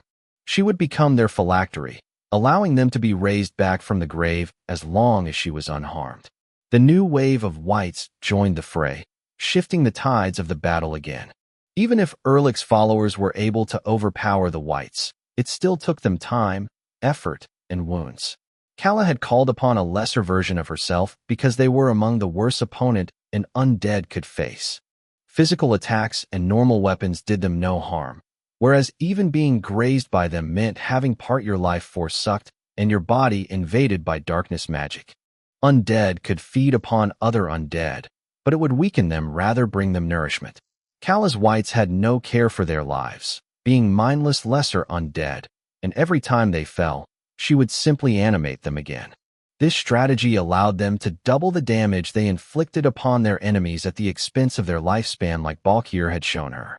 Yet unlike Balkir, Kala had access to Invigoration, and with it to an almost unlimited supply of mana. Gremlik was afraid that Floria would press her advantage, so he blinked away and consumed a fraction of the energy stored inside his blood core to instantly recover. He rejoiced seeing that the human didn't move, just to curse when he realized why. Erlich was still locked in battle with Li Nan, making both him and the sapling useless. On top of that, the rest of their army wasn't faring well. Li Nan had emptied her vaults to equip the Fae with the best artifacts Lorule had to offer, and the damn White negated their numerical advantage with her own troops. By protecting Kala, Floria was holding half the battle. Gremlik had just the time to cast his best flight spell when Paula's death cry reached his ears. After killing Megan, Lith had used the 2 beams of Final Sunset to aim at where the Nightwalker was, and where she would appear at the same time. Paula's reflexes in the distance separating them had saved her at first, but blinking so many times without rest had taken a toll on her. Being an undead, she didn't tire, but the mana in her blood core was still limited, and a battlefield was a chaotic place. Lith could afford to fly while keeping up a multi-layered barrier, whereas if she blinked in the wrong place, she would be caught in the crossfire between plants and undead. The moment the black flames had pinned her against a wall, she no longer had the strength to fight back and was turned into ashes. 2 down, 200 to go. Lith thought while using full guard to dodge the barrage of incoming spells. It was his first time facing so many enemies that could actually kill him in a few blows at the same time. Kala's undead never left the field for long, but each time one of Erlich's followers was without an opponent, they would strike at the closest enemy who offered them their back or suck upon the world's sapling to recover their strength. Our side is barely holding their ground. Solus checked the cores and the life forces of the fighters to estimate the outcome of the battle. Her mana sense gave her a much better judgment than Gremlik's. Lith kept moving while searching for a quiet place where he could use invigoration. Between the barrier, full guard, and using setting sun for so long, he was starting to feel tired. Even with Solus's help, encompassing the whole room with his senses was a mammoth task. He reached Kala, seeking Floria's protection as well. Focus on him. I won't get caught off guard this time. The White reverted to her Emperor Beast form, revealing the equipment that Scarlet had gifted her before leaving the Academy's forest. A silver armor covered her from head to toe, sticking to Kala's body like a second skin and giving her the same looks she had when she was still a BYK. Several purple mana crystals, each one the size of a nut, were evenly spread throughout the armor, forming a network that would fuel its enchantments and boost Kala's physical abilities. She stood on her hind legs, beckoning to Gremlik in defiance. The Grendel hesitated, weighing his options. On one hand, the 3 of them assembled means I could kill them all at the same time and turn the tides of the battle. On the other hand, fighting them by myself is a pointless risk. I should focus on Li Nan. His train of thoughts derailed when he noticed that the mindless Whites weren't mindless anymore. If their opponent retreated, instead of blindly charging forward as they had done until a while ago, they would join forces with their nearest ally. To make matters worse, they had even started casting spells. With no other choice left, Gremlik darted towards Kala. He transformed into his Grendel form and used the momentum of his flight spell to increase his already enormous strength. Kala sidestepped the attack, knowing that facing head-on a Grendel was suicidal. His attack failed, yet Gremlik smirked. His aim was perfect, so now that the White had dodged, he would strike Floria first and Lith after her. The Grendel had planned his attacks so that the 3 would block each other line of sight, and each time one of them dodged, the next eye line would be caught by surprise. His claws barely grazed Kala, yet they still managed to cut through her armor and deep into her body, almost reaching the bones. A Grendel moved so fast that each of their attacks generated an air blade, so dodging their attacks was nigh impossible. Kala had yet to grunt in pain that Gremlik's other hand extended towards Floria. Her Tier 5 spell, Bastion, was still active, so she managed to conjure a stone wall in front of herself. The rocks she carried with her were harder than most metals, yet it took Gremlik just a slash to destroy both the wall and her conjured tower shield. Contrary to the Grendel's expectation, not a single drop of blood was shed. Knowing that now her enemy was unable to use magic to change his flight path, Floria had abandoned her protection and flown up. I've no reason to worry for Lith since he can see past me thanks to life vision, she thought. Chapter 838 Battlefield Part 4. Gremlik lunged at Lith, who deflected the attack with ruin that was now back into its bastard sword size, while pivoting on his feet to use the opponent's momentum and move out of his trajectory. If I took flight as well, I would have lost 1 breath's worth of invigoration. I don't know when I'll get another opportunity to use it, so I must make this count. He thought. I strongly disagree. Solus replied. The thrall was nothing compared to the real thing, and I've already told you why. In their mutated form, a Grendel becomes one with their blood core. That guy's mana flow has fused with his life force with amazing effects. Sure, he can't use magic anymore, but his entire body is now made by mana and elemental energies. It's like your fusion magic, except that instead of infusing his body with the elements, he is now one with them. It explains a Grendel's resistance to magic and their lack of healing abilities. Undead have no light element to start with, and now that the life force is mixed with mana, he can't rearrange his flesh to close a wound without undoing his transformation. To keep the balance between the two forces, feeding is the only way he has to heal since it grants undead both nutrients and mana. He might be just a brute, but now his physical prowess is close to Faluel's. 1 breath of invigoration is not worth risking your life. Lith was about to reply that he needed all the power he could gather when reality ended their argument. Gremlik managed to use Lith's sword as a fulcrum to change his direction. His body moved as if it had no joints, freely rotating the hips in midair so that now his feet were touching the ground. It allowed his claws to dig deeply into the rock-hard wooden floor and perform a 180 in the Grendel's charge. Definitely not worth it, Lith thought, noticing that even though he was stepping back, the creature's fingers never left ruin. Lith had infused the blade with all the darkness magic he could, but the same element coursed through the Grendel's body, to the point that Gremlik could physically interact and repel darkness as if he was a living spell. Wielding a sword was supposed to give him the range advantage, but between the length of his claws and arms, the undead had the upper hand nonetheless. Lith released a powerful Tier 3 bolt of lightning and a plague arrow stored inside his rings. He has had no way to dodge them from so up close without exposing himself to ruin.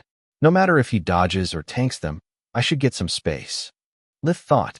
Yet Gremlik ignored both spells and swung his claws at the enemy, aiming at Lith's major arteries with surgical precision. Those spells were both charged up to the ring's maximum capacity. How the heck is this possible? Lith was amazed seeing that his rings appeared to be useless. The guy is a mass of living mana.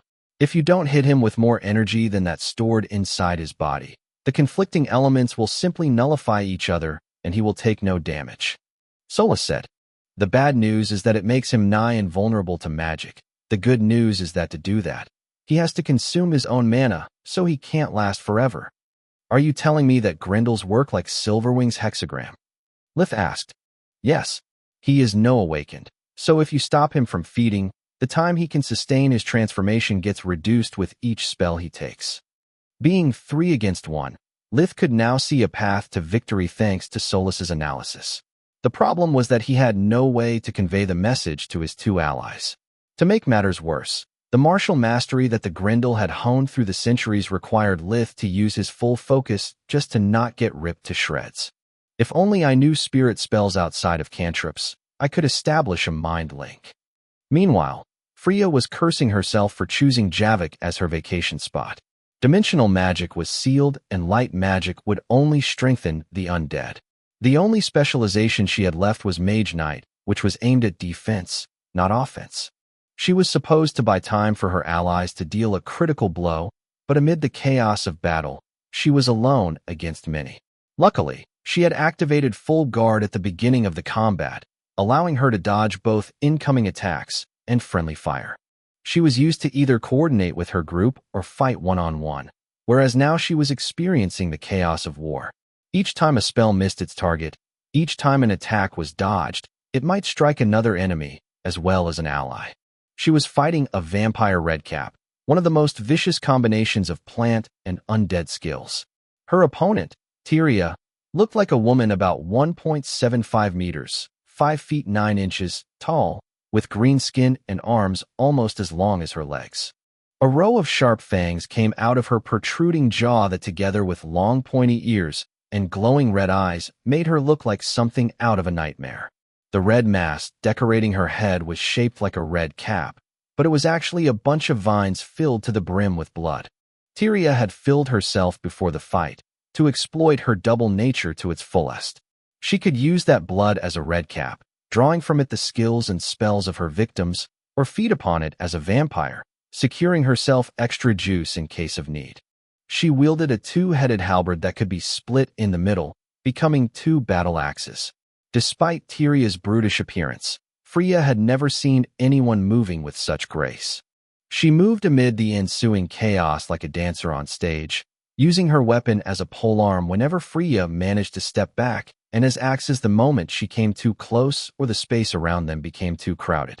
The fight had started from barely a handful of seconds, and yet Freya was already covered in cuts and bruises. If not for Litha's skinwalker armor and Orion's weapon, she wouldn't have lasted that long. I can hold a bit longer, but if I keep being forced on the defensive, I'm dead. Not only can she blink freely, but she will also never tire. Freya thought as she stepped back to relieve her conjured shield from the vampire's relentless onslaught. She had waited for an opening, but her enemy was too experienced to fall for the tricks of someone so young. Quilla was faring better than her sisters. She had been left behind in the lab, together with Professor Manohar in the case that things went south. To be extra safe, they had assigned her a bodyguard, Trouble the Bailor. Lith had restored his body for his experiments, even forging for him a gatekeeper so big that it resembled a steel slab. It was just a prototype, so it could channel only two elements, fire and darkness. Lith had designed it to match two of the three eyes of the Bailor, yet it was Kala the one controlling him. Chapter 839 Clash of Titans Part 1. Lith had yet to find a way to raise the Bailor's corpse as a lesser undead, without the effects of the black eye amplifying the spell and turning the dead monster into a greater undead with a will of its own and a big grudge against him. Kala was a much better necromancer, so her green wisp carried enough of her willpower to harness the full potential of the creature while retaining full control over its ever-growing blood core. On top of that, Trouble Kala shared his thoughts with her original body, keeping the healers updated about the events unfolding inside the sapling. "There's no time to lose. We must go help them," Marth said once he understood how deep was the sapling's betrayal. "You will never make it in time." Trouble Kala shook his head. "Dimensional magic is sealed even to those with an acorn."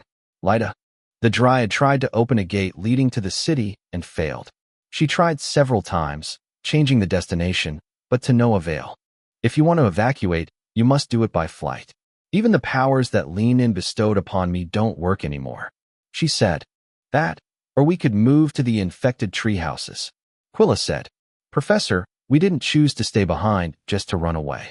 We did it to deal with any trick that Erlich might have left behind. If we stay here and the treehouses activate, whatever their purpose is, we'll never make it in time." Marth nodded.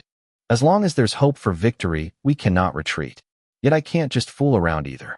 I need to warn the kingdom about the threat that such a powerful being could pose to us if it sides with the undead." Marth sent a couple of mages away to get out of Larul and report everything to the crown. Then, the mages in the lab split into 3 teams and moved towards the 3 known places where Erlich had left bundles of his tissues.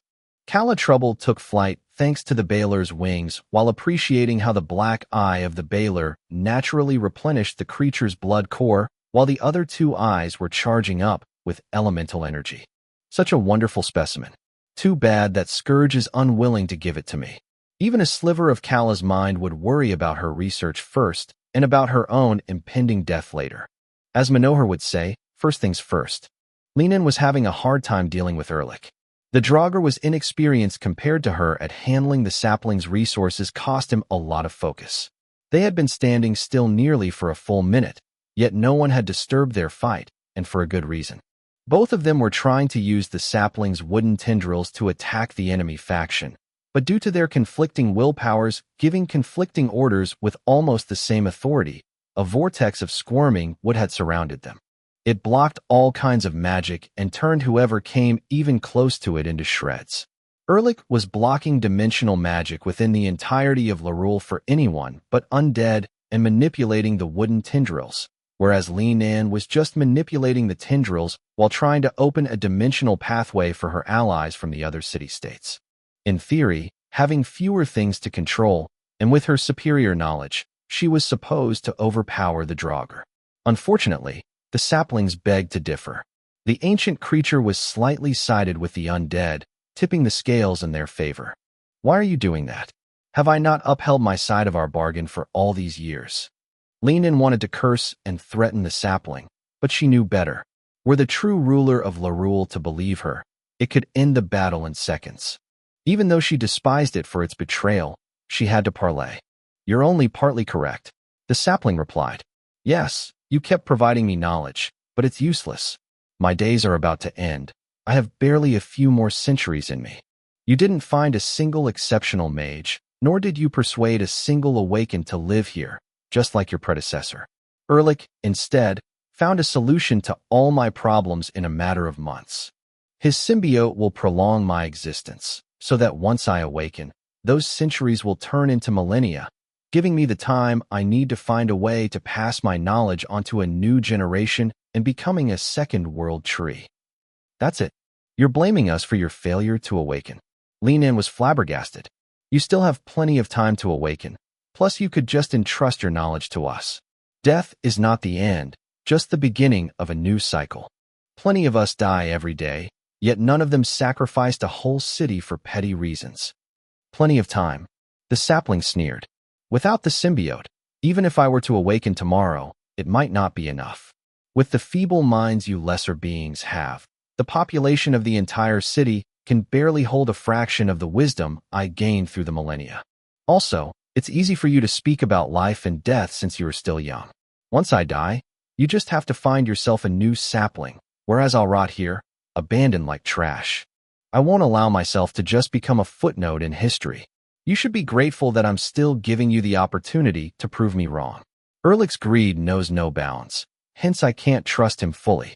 Sure, his alleged ally in the council will awaken both of us. But how much of my knowledge they'll demand in exchange? What if their method fails? In the past, I've discovered at my expenses that the same technique doesn't work for everyone, especially for those belonging to a different race. If you don't trust him, then why go along with his plan? Lin asked. You are his last test. If Erlich doesn't manage to defeat you, it means that he's too weak to succeed. I can't support a weakling, otherwise his awakened master will just take what they want. The usually strong voice of the sapling was filled with doubt and desperation. Lin could somewhat understand their reasons, but not condone their methods. The world sapling was just looking for an easy way out, something that would have a steep price, and that would take much more than it would give. Yet the sapling didn't care because it wasn't the one paying the piper, otherwise it would have just asked to be turned into an undead. Who is this awakened master? Lin asked. I don't know. I've clouded my mind to Erlich just like he did to me. I only know that it's an undead and it's very powerful, which is exactly the reason why I need Erlich to prove to me that he's more than a brilliant mind. So far, he disappointed me. The sapling replied. Only one way to find out. Lin cut off the mind link that the tattoos on her back had created and requested the sapling to activate the ancient ritual of the chosen. The vortex of vines surrounding the contenders grew in size and power. Each one of them became covered in runes, suppressing all the artifacts within its premises and leaving the sovereigns with nothing but their skill. Chapter 840 Clash of Titans Part 2. It was the ritual Lin had resorted to in the past to replace the old sovereign. What's the meaning of this? Erlich was flabbergasted. What about my army? As long as you have me, you don't need an army. The sapling's voice was condescending. Even with his long life, Erlich was barely more than a seedling in the tree's eyes. If they die, it means that they weren't worth the trouble I took in keeping them alive. The same stands for you. Erlich inwardly cursed. The sapling was still a plant folk to the root. Plans and deals didn't mean anything to it, only power. Lin had unraveled his plot, predicted his moves, and even managed to hold her ground despite the fact that the sapling was actively helping him.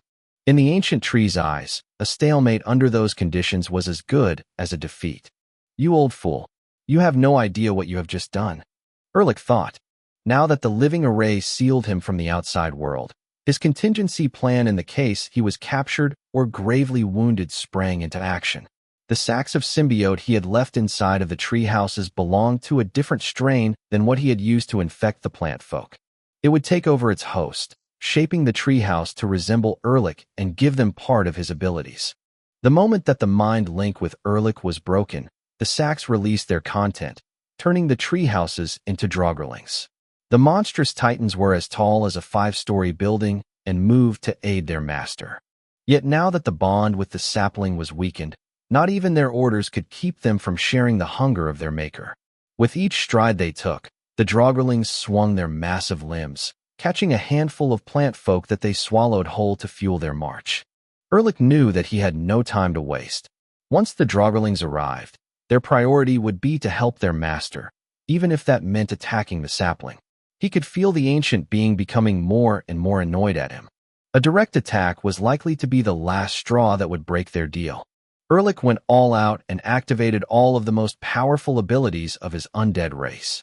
Not only were Draugr much stronger than their alive counterpart, they could also increase their size at will without it affecting their speed.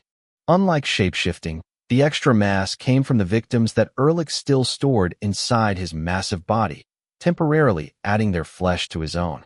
The transformation even temporarily boosted his blood core, since when a Draugr ate, they didn't just consume the living matter, but also the life essence of their victims. Part of their mana cores was preserved by the necromantic energies animating a Draugr and could be assimilated to enhance their magical abilities. Yet it all came at a price. The transformation would not only put a heavy strain on the Draugr's energy reserve like what happened to Grindel's, but also on their blood cores. Assimilating foreign energy was akin to mana poisoning. Even though undead were naturally resistant to it, processing too much energy at once would not damage their bodies, but it could break their cores, killing them on the spot. Erlich doubled in size, swinging his fists at Linan. Neither of us had the time to chant spells, and even if she did, by now the strain of keeping them at the ready will make her an easy mark. Erlich thought. The titanium managed to dodge the attack, but the Draugr had grown so big that he filled most of the arena the world saplings had arranged for them. Erlich used the impact of his attack with the ground to lift his lower body and pivot on his knuckles to follow up with a kick from an unpredictable angle. Linan grabbed the incoming foot with both hands, exploiting the enemy precarious stance to lift him off the ground and throw him against the barrier surrounding them. The spinning vine struck Erlich's back with enough strength to damage even his augmented body and send him back in the middle of the ring, where Linan was waiting for him. Do you really think that size is the only thing that matters? Have you ever wondered where the word Titan comes from? The Titania said, striking at the Draugr's chest with her fist. Even in her Fey form, she looked smaller than a child if compared with her opponent. Yet her attacks smashed through the rotten bark, making a web of cracks spread from the point of impact to the edges of his limbs. Erlich was flabbergasted, but most of all he was confused. None of what was happening made sense to him. Just like hydras and dragons, there were Fae that kept their most powerful abilities hidden even from the members of their same race. Titania's bodies were the result of compressing their mass to the utmost limit. They could become even bigger than what Erlich was, but that would mean spreading their life force and offer a bigger target. Their line of evolution had progressed by favoring quality rather than quantity. The branches coming out of her head, the vines among her hair, and even the leaves decorating her forehead were just vestigial parts that had been discarded over time. Erlich was sent bouncing against the wall of vines again, but he managed to regain his cool and put the experience of centuries to practice. Sapling or not, their mastery over the earth and water elements allowed Trance to manipulate wood at will. It was one of the skills that he didn't lose when he had been turned into a Draugr. Their cage and even his own body were made of wood. Hence Erlich could shape-shift them as he saw fit. Countless arms and mouths sprouted all over his body, chanting several spells at once, while wooden spikes infused with the darkness element were fired from his palms as if they were two enormous Gatling guns. All of this while he was still in midair. Thanks for the lesson, but quantity has a quality all its own. The Draugr replied while his wound disappeared, making Faluel curse. Undead felt no pain nor fatigue. Only death and lack of mana could stop them. Gods, yes, Freya said with an enthusiasm that left her opponent shocked, since usually having your heart impaled was hardly cause for celebration. This human must be an extreme masochist for. Tyria the Redcap's mind went blank when she realized that, her halberd infused with enough darkness magic to kill a magical beast in one hit, had struck the right place but the wrong target. The moment the sapling had refused to obey Erlich, Freya had felt the space around herself relax, giving her back her best weapon. She had switched herself with a banshee who was her size so fast that Tyria had noticed Freya's voice actually coming from behind only when it was too late. The banshee spat out a mouthful of black blood, looking at the redcap with angry eyes. Tyria ignored her and pulled the halberd out, lunging at the voice's point of origin without even looking. A vampire's senses were so keen that they could always find a target whose blood they had spilled. Freya had suffered several cuts during their short battle, making her an easy target. Chapter 841 Desperation Part 1. Or at least Freya was an easy target for the vampire back when she couldn't use dimensional magic. Freya switched herself with the vampire redcap this time, placing the enemy in the right spot to skewer through a flabbergasted wraith's side and in front of the horizontal swing of a trenched giant mace. Tyria involuntary assist paralyzed the wraith long enough for the treat to struck both of them at the same time, sending them flying. The wraith died on the spot.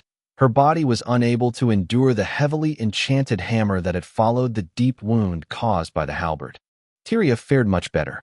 Pain wasn't a problem, and healing wounds from a single strike wasn't a big deal. She blinked a few times to give her body the time to recover and keep Freya from switching her again. Not so fast. Freya slashed at the position from which Tyria had blinked the first time, activating her personal spell, Dimensional Cut. It was an offensive spell whose purpose was to destabilize space and make it collapse, resulting in a devastating explosion. In this case, Dimensional Cut rode the ripples in space that Tyria's series of blinks had left behind. It allowed Freya to exploit the still lingering mana to amplify the effect of her own spell and have it appear right in front of Tyria. Fuck, the vampire said while turning into her mist form. Blinking would have not only dragged along the golden fissure, but it would have also further boosted its power. The explosion opened a small crater in the ground, yet Tyria was unscathed. No matter how powerful, the blast triggered by the dimensional spell was more physical than magical in nature, so it couldn't harm her now ethereal body. Yet a vampire's mist form wasn't usually used in combat, or at least not on the entire body. It was a technique better suited to avoid a single attack or stalk prey.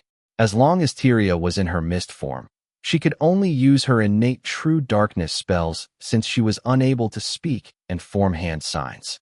The smoke hid Freya blinking where the dimensional cut had struck and, without her nose, Tyria didn't notice her coming. Freya struck at the small mist cloud while unleashing a series of darkness pulses that forced the vampire redcap back in her humanoid form.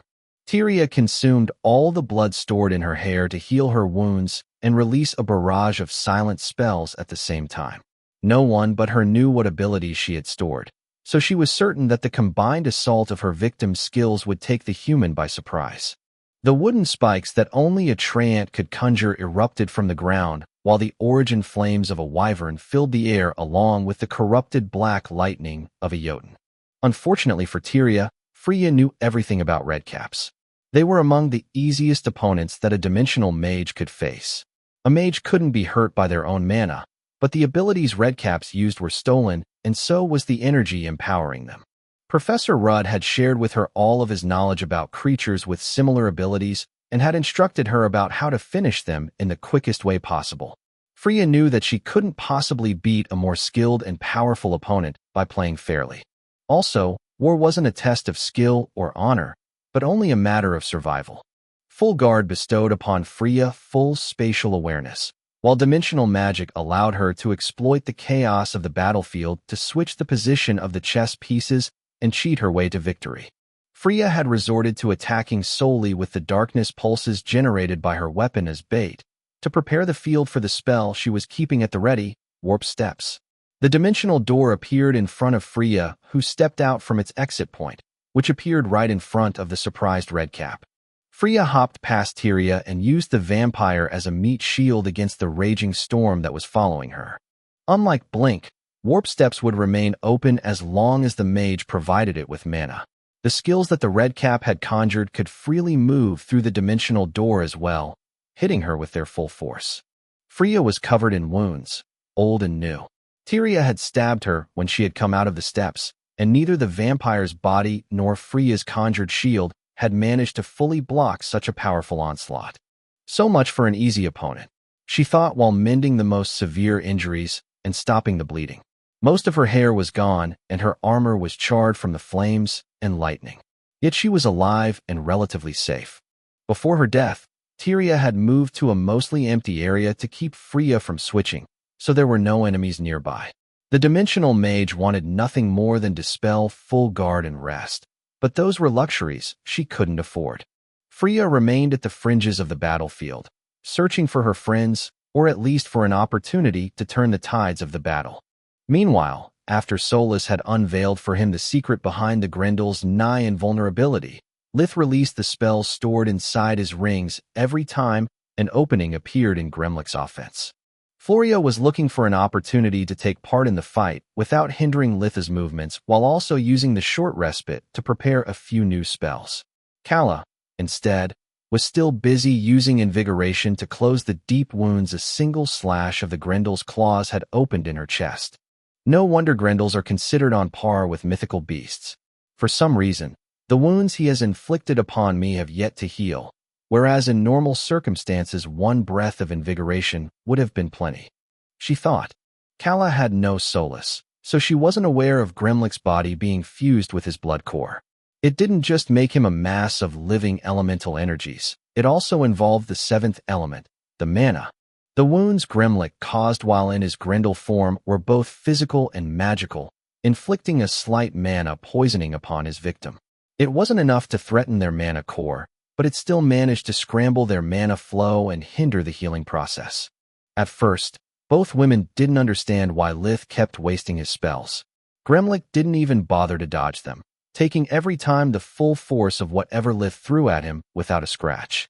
The creatures seemed to be immune to direct damage, so they wondered why Lith didn't use spells that would at least grant him a tactical advantage. Yet when Lith cast his Tier 4 spell, Plague Storm, the Grendel dodged the hail of darkness bullets, giving Lith the first opportunity to catch his breath since they had started fighting. Gremlich wasn't the kind of opponent he could play with, and going all out right from the bat was exhausting. There's a limit to how much punishment the Grendel can take, Floria said. There was no other way to explain why Gremlich had tanked plague arrows before, but was now wary of them. Is it? Gremlich grinned, stabbing the floor with both his hands. The wooden floor withered and rotted as the sapling's energy was devoured by the Grendel, refilling his core. Chapter 842 Desperation Part 2. Lith managed to take only one deep breath worth of energy with invigoration before Gremlich darted toward him like a bullet. Lith dodged the charge, only to discover that he had never been the intended target. The undead was confident in his abilities, yet taking on two awakened at once with a mage specialized in support magic backing them was a risk that he wasn't willing to take. Floria was the weakest link in the chain, and once he took her out of the picture, the advantage from having endless energy coupled with his immunity to damage would be enough to ensure Gremlich's victory. Kala was on his same page, so she stood in front of Floria and activated the weapon Scarlet the Scorpicore had made for her, the Bear Claws. Kala had no martial training, so any kind of human weapon would be wasted on her. For that reason, Scarlet had forge-mastered metal covers for Kala's forelegs, allowing her to keep using the innate fighting style that she had developed as a bear first and as a BYK later. The Grendel slashed at her with such strength that, even though Kala weighed over half a ton, she was almost thrown aside. The impact had even left nicks on her weapons and allowed Gremlich to get past her. Damn it, not even invigoration can keep up with an undead feeding speed while fighting inside a living being. Magic is useless against the Grendel, and he's physically superior to us. Losing Floria means losing our tactical advantage. If she falls, we'll follow soon after. Kala thought. Watching Lith fight had given Floria's eyes the time to get accustomed to Gremlich's speed and movement pattern, so the moment he appeared in front of her she was ready. Dodging and blocking were pointless, so she chose to escape upwards with a flight spell. Gremlich jumped to intercept her, but she suddenly changed her trajectory and moved back, gaining distance since the Grendel's inability to use any kind of spell prevented him from moving without touching the floor first. Oh, fuck me. Grimlock said while Floria unleashed all of the spells in her rings at once, without even a single one of them missing their target. Knowing that she would face only undead, most of them were darkness-based. Most of them because for Floria, creating an opening was more important than dealing damage. The darkness element ate a good chunk of Grimlock's mana, but it was the fireball mixed with it that worried him. It sent him flying through the air, bringing the Grendel further away from the ground, and close to Lith Ruin was engulfed in darkness magic to the point that the blade was hidden under the thick layer of energy. Fuck. I can't let them bounce me to death. Grimlock thought. As long as he was in mid-air, only gravity determined his speed, making his physical prowess useless. He undid his transformation, blinking away in the nick of time before Ruin could strike at him. Yet the blade didn't seem to notice, piercing through his chest until the hilt was stopped by his spine. The dimensional blocking array is gone. Solus didn't have Freya's keen spatial perception, but her mana sense worked just as well. Aside from her and Freya, no one else was aware of the change that the ritual of the Chosen had brought to the fight, at least until Lith blinked as well, following Grimlock like a shadow.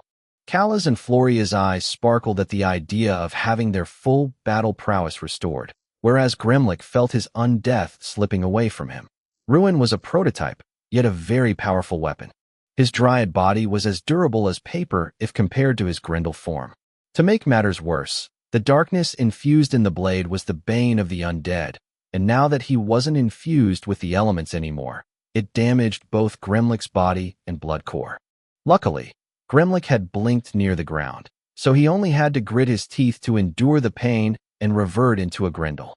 Ruin was now trapped inside his body, and thanks to his plant physiology, Grimlock had shape-shifted so that, even though Lith had stabbed him in the back, they were face-to-face again.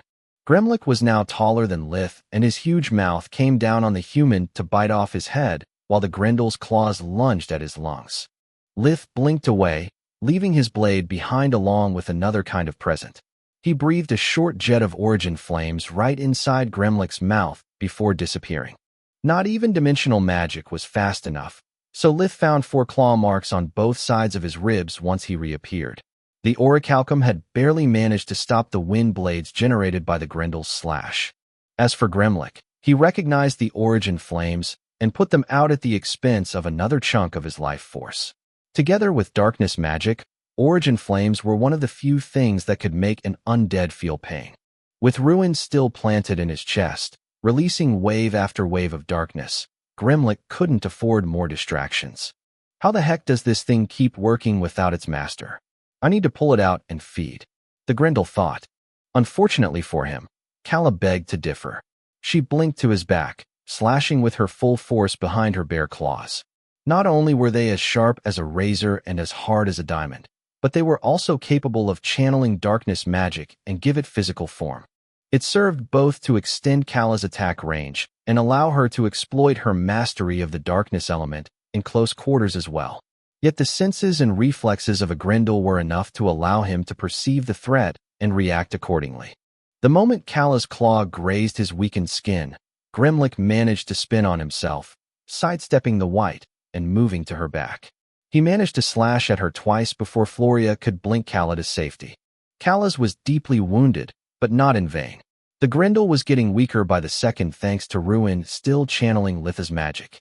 All the wounds Grimlock had sustained as a dryad had been carried over, so that if he didn't feed, soon the accumulated damage would kill him.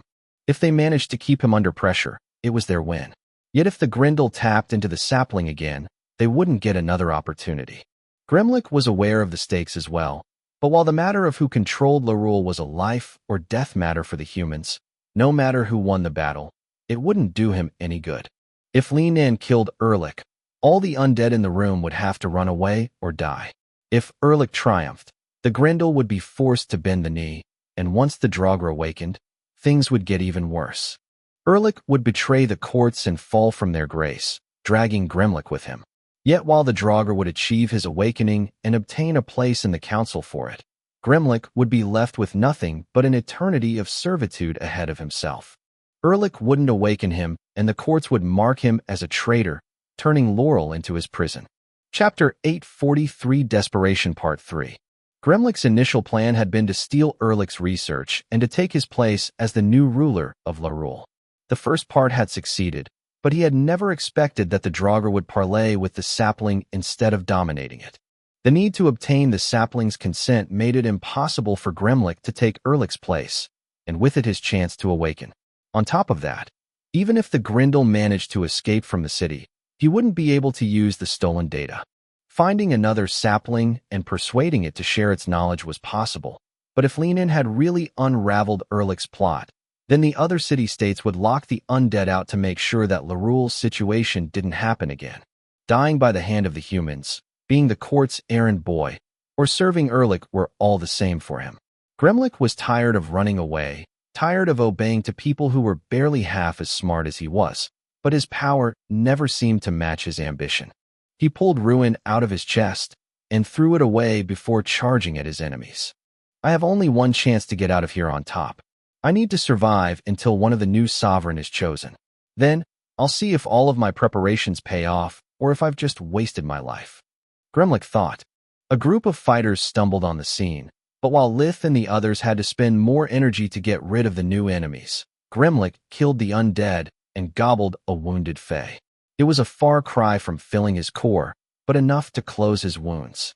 Meanwhile, inside the sapling's barrier, between the darkness-infused wooden spikes, the impending hail of spells, and Erlich's giant form, Lien the Titania had been painted into a corner.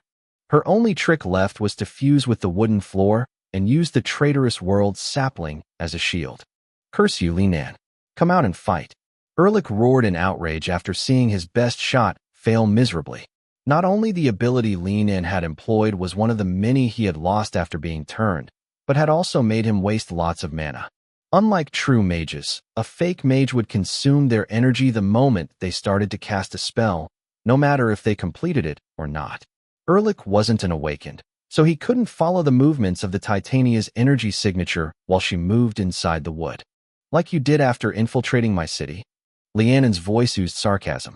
You turned the sapling against me, so it's only fair for me to return you the favor. We'll see about that. Erlich snarled, clawing at the floor with his giant hands. It would allow him to feed upon the sapling, regain his lost strength, and smoke Lien out.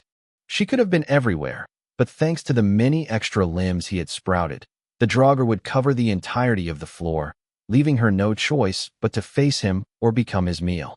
Two birds with one stone. The sapling quaked once again in indignation. In all of its life, it had always been an apex predator, yet now it stooped as low as a dog infested with fleas. The sapling hated being helpless while the undead kept sucking on its lifestream, but it had no choice. To defend itself, it needed either the help of a sovereign or to completely come out of its slumber. The former had yet to be chosen, while the latter would mean reducing the centuries left of its lifespan into a few decades. The world sapling's pain intensified, and Erlich shared it through their bond. This doesn't make sense. Even if all my followers were to feed upon the sapling at the same time, it should be the equivalent of a mosquito bite to it. Why is it shaking so much, and why do I feel such pain? The ritual was supposed to cut off our mind link. Erlich was right, of course. The source of the pain they were both experiencing wasn't the feeding, nor the ongoing battle outside the wooden arena. It was Lien poisoning the tree with a massive amount of darkness magic that was being sucked in by the Draugr, poisoning him as well. If I get out of here alive, I'll make sure that this sapling gets its due. Lien thought. I won't stand living with such a fickle and egotistical creature. It has betrayed me once, it might as well do it again. Erlich reverted to his regular size while his bark started to fall apart. By feeding upon the darkness element, he had unknowingly allowed it to directly reach his blood core, causing it to collapse. I underestimated your ruthlessness, Sovereign. Erlich's body broke down, starting from his knees. Too weakened to bear his massive weight, they snapped and forced him to kneel. I thought that Yufei considered the sapling as a sacred being. Tainting its very essence with darkness magic might shorten its lifespan. Lianon's right hand bloomed behind the Draugr, slowly and without making a sound. It unleashed a Tier 5 darkness spell that turned him into dust. It's over, you damn fool. Lianon's thoughts were louder than a scream. I won the duel, reaffirming my right to rule, and proving you that there's nothing undead can offer you that I can't. Now stop blocking dimensional magic and kill the invaders." The sapling's reply surprised the Titania. During all those years, she had never heard the ancient tree wail. "What did you do to me? First, your allies attacked me. Then you poisoned me. And now this? Cease your attack immediately." The sapling's words made no sense to her. The creature was in agony, making all of its threats sound empty. The ancient fae was screaming non-stop, refusing to obey even the simplest of her orders. "I'm not doing anything. Stop the fight before more plant folk die because of your madness." Linen thought. "She's right, old fool. It's me." Gremlick's voice interrupted their conversation. "I didn't work so hard just to become someone else's pawn, so I spiced up Erlich's tissues with a bit of my own. My plan was to use them to get rid of him once he killed Li Nan, but I guess this will have to do. Beware, you world moron. A Grindel's tissues aren't as kind as a Draugr's. They're spreading through your roots even as we speak, devouring everything in their path." With Erlich's death, the plague had disappeared from Lorule, and all the infected had been cured. The only exception was the Draugr that were still walking toward the sapling and the bundles of tissues that had allowed Erlich to commune with the sapling before it could bestow its blessing upon him. Those were the only tissues that Gremlick had contaminated with his own, keeping them as his last trump card. The Draugr screamed in agony as the entirety of their bodies was shaken by both the death of their former master and the rise of their new one. Their sudden transformation threw the protectors of Lorule into a panic. Being replicas of Erlich, the treehouses had resembled a treant, whereas now they assumed the monstrous appearance of Grendels. The creatures were much more voracious now, making the plant folk a measly meal for them. Chapter 844 Desperation Part 4. The Grendelings started to bite at the surrounding treehouses, feeding off the sapling's essence that coursed through them, while tendrils coming out of their feet dug deep enough in the ground to reach the sapling's roots. Between the corruption spreading throughout its body and the Grendeling's mayhem, the sapling was suffering as it had never happened in millennia. "My terms are simple."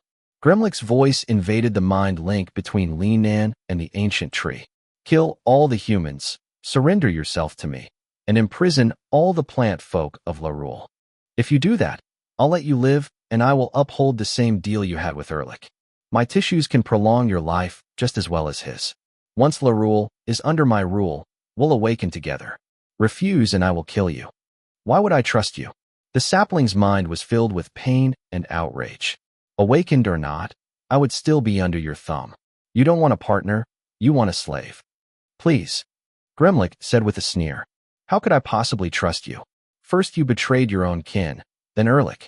I just want to make sure that the third time is the charm. Besides, I could say the same thing about you.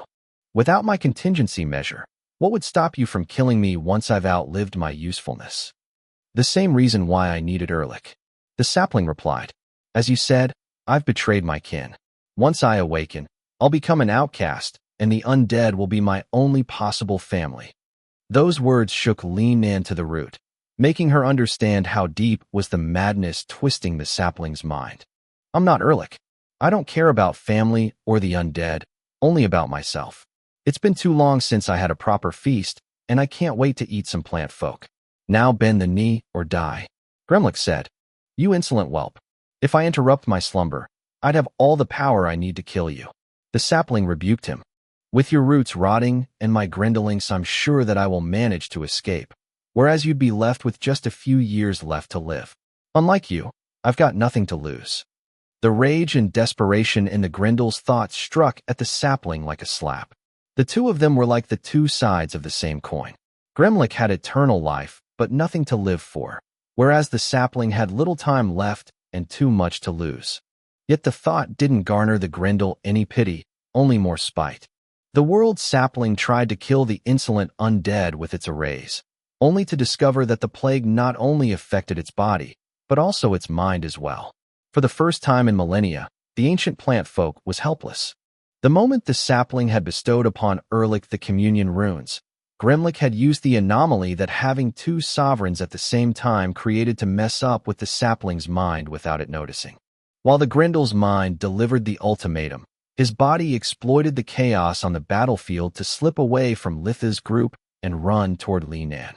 With her dead, the ancient plant folk would lose its last means of defense and be forced to surrender. There's no other way, my chosen sovereign. You must kill the undead and free me from his grasp. The sapling's commanding tone, as if nothing had changed between them, flabbergasted Li Nan. Meanwhile, on the outside, the Grendelings were proving to be more formidable enemies than a Draugr ever could. They couldn't fly nor warp, but nothing the defenders of the city had attempted left a scratch on them. Their size made physical attacks pointless, and the amount of elemental energy empowering them nullified even Tier 5 spells with ease. It's a pointless struggle, Calatrubble said. As long as they can feed upon tree houses, even if we manage to damage them, they can easily recover. Yet we have to stop them, Marth said. Such creatures cannot be left alive. They are a walking disaster. Once they finish destroying Larul, they'll consume everything in their path. I wonder why Erlich didn't activate them sooner. Quilla pondered.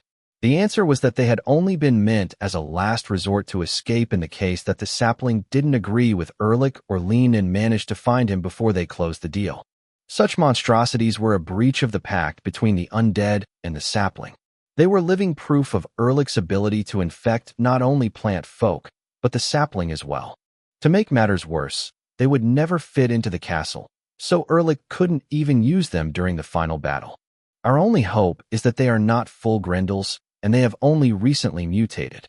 Calla said, they are a living undead hybrid, and undead are at their weakest during infancy. We must strike them down before their conditions stabilize. The black eye of the undead Baylor turned into a black sun, blotting the night sky with its black light. It emitted a pillar of energy the size of a freight train that stuck a Grendeling right in its chest. The creature collapsed to the ground while the transformation came partially undone, reverting its upper body into a tree. A volley of ice and darkness spells rained upon the fallen Grendeling.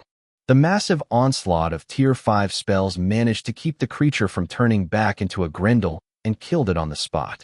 That was amazing. Why didn't you do that earlier? Quilla asked. Because it took me everything I have to project so much energy. Anymore, and this body will revert into a corpse. I'm too far away to raise it again if it falls. Calla replied.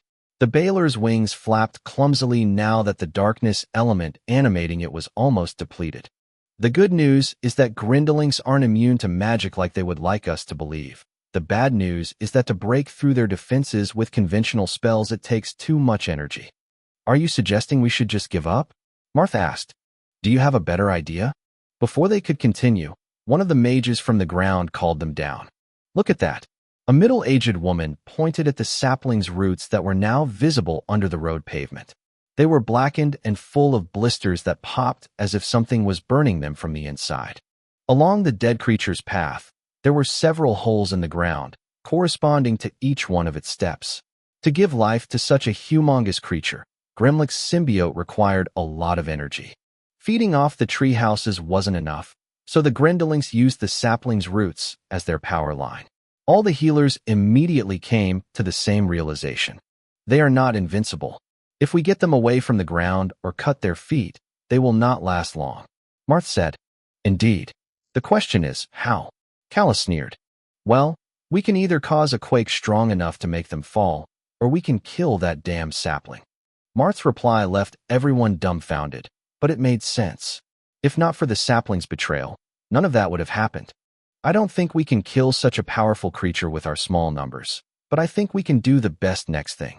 Quilla explained her idea to them, obtaining their unanimous approval. Chapter 845 Hard Times Part 1. Without communication amulets, it took Quilla's group a while to assemble the rest of the mages and share their plan with them. The mages from the 3 great countries moved ahead of the creature's path and used their spells to unearth the sapling's roots. They were already rotting and sizzling from the inside due to Gremlich's plague working its way toward the main body. All of the energy that the sapling spent trying to block the infection only made the parasite more powerful, which was good news for the humans. The mages cast their strongest darkness spells on the roots at the same time. Quilla waited for the others to be done, weakening the underground Leviathan before unleashing her Tier 5 spell, Black Light. Normally, darkness magic would only affect the area where it struck. Black Light, instead, used the light element to carry the darkness energy throughout its victim's body. Not only did light magic allow its dark counterpart to spread as quickly as a healing spell, but it also enhanced darkness' destructive power. The light element forced the damaged tissues to heal, wasting the vitality they needed to resist the darkness element's onslaught, and inducing the same effects of prolonged starvation due to the consumption of nutrients.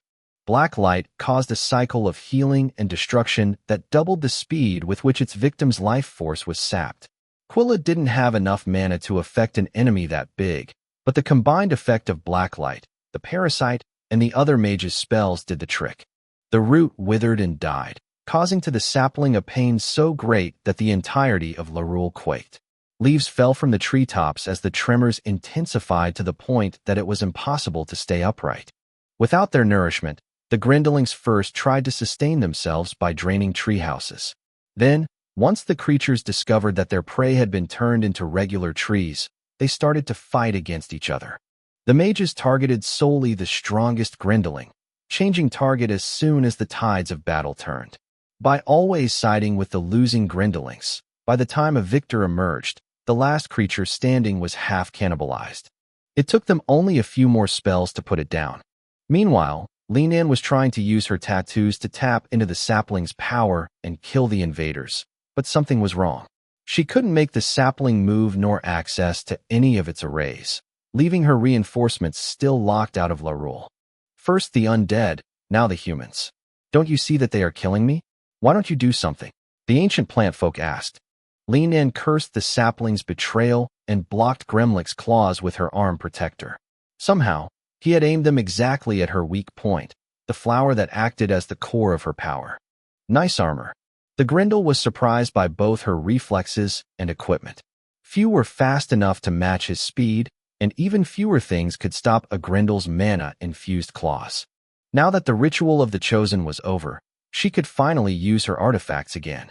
Gremlick would have loved to employ his own as well, but among Grendel's weaknesses, there was the inability to use magical items in their battle form. By fusing their blood core with their bodies, they lacked even the magic spark necessary to activate an alchemical tool.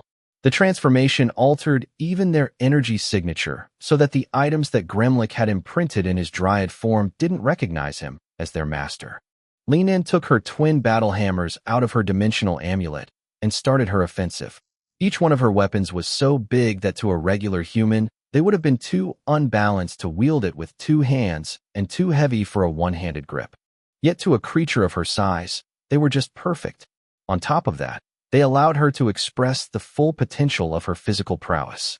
A blade would require more skill than strength to cut, whereas a blunt weapon transmitted to its victim every iota of its wielder power. Each time she used them to block or deflect an attack, golden threads would form between the hammerheads and the Grendel's claws. At first, Gremlick had no idea what they could be meant for. They were weightless and ethereal, making it impossible for his mana-infused claw to cut them. The same happened whenever the hammers hit their mark, leaving new threads behind. Linan took several hits as well, but between her protections and her regenerative abilities, she sustained only minor injuries. To keep his Grendel form, Gremlick required a lot of energy, and now that Erlich was dead, the tendril of the sapling that had followed Gremlick like a loyal dog was gone. Damn, I need to feed or she will end me. Why doesn't the sapling make its mind? By now the plague should have reached it, and my Grindelings should have taught it a lesson in humility. He thought, unaware that Erlich's prized contingency plan had already been foiled. Gremlick jumped back, to both avoid a horizontal swing and to put some distance between himself and the frenzied Titania. Only then did he discover what the golden thread's purpose was. The moment his feet left the ground, they became tangible, allowing Linan to drag him back into her attack range while he had no defense, but swinging his arms wildly in the attempt to cut the strings that held him prisoner. A Grendel was fast, so he managed to cut one of the threads before they turned intangible again. What the? Lianan's hammer cut him short and hit his arms with the strength of an avalanche. To add insult to the literal injury that the strike inflicted upon him, a new golden thread was now binding the Grendel's arm to the hammer, replacing the only tendril of light he had managed to destroy.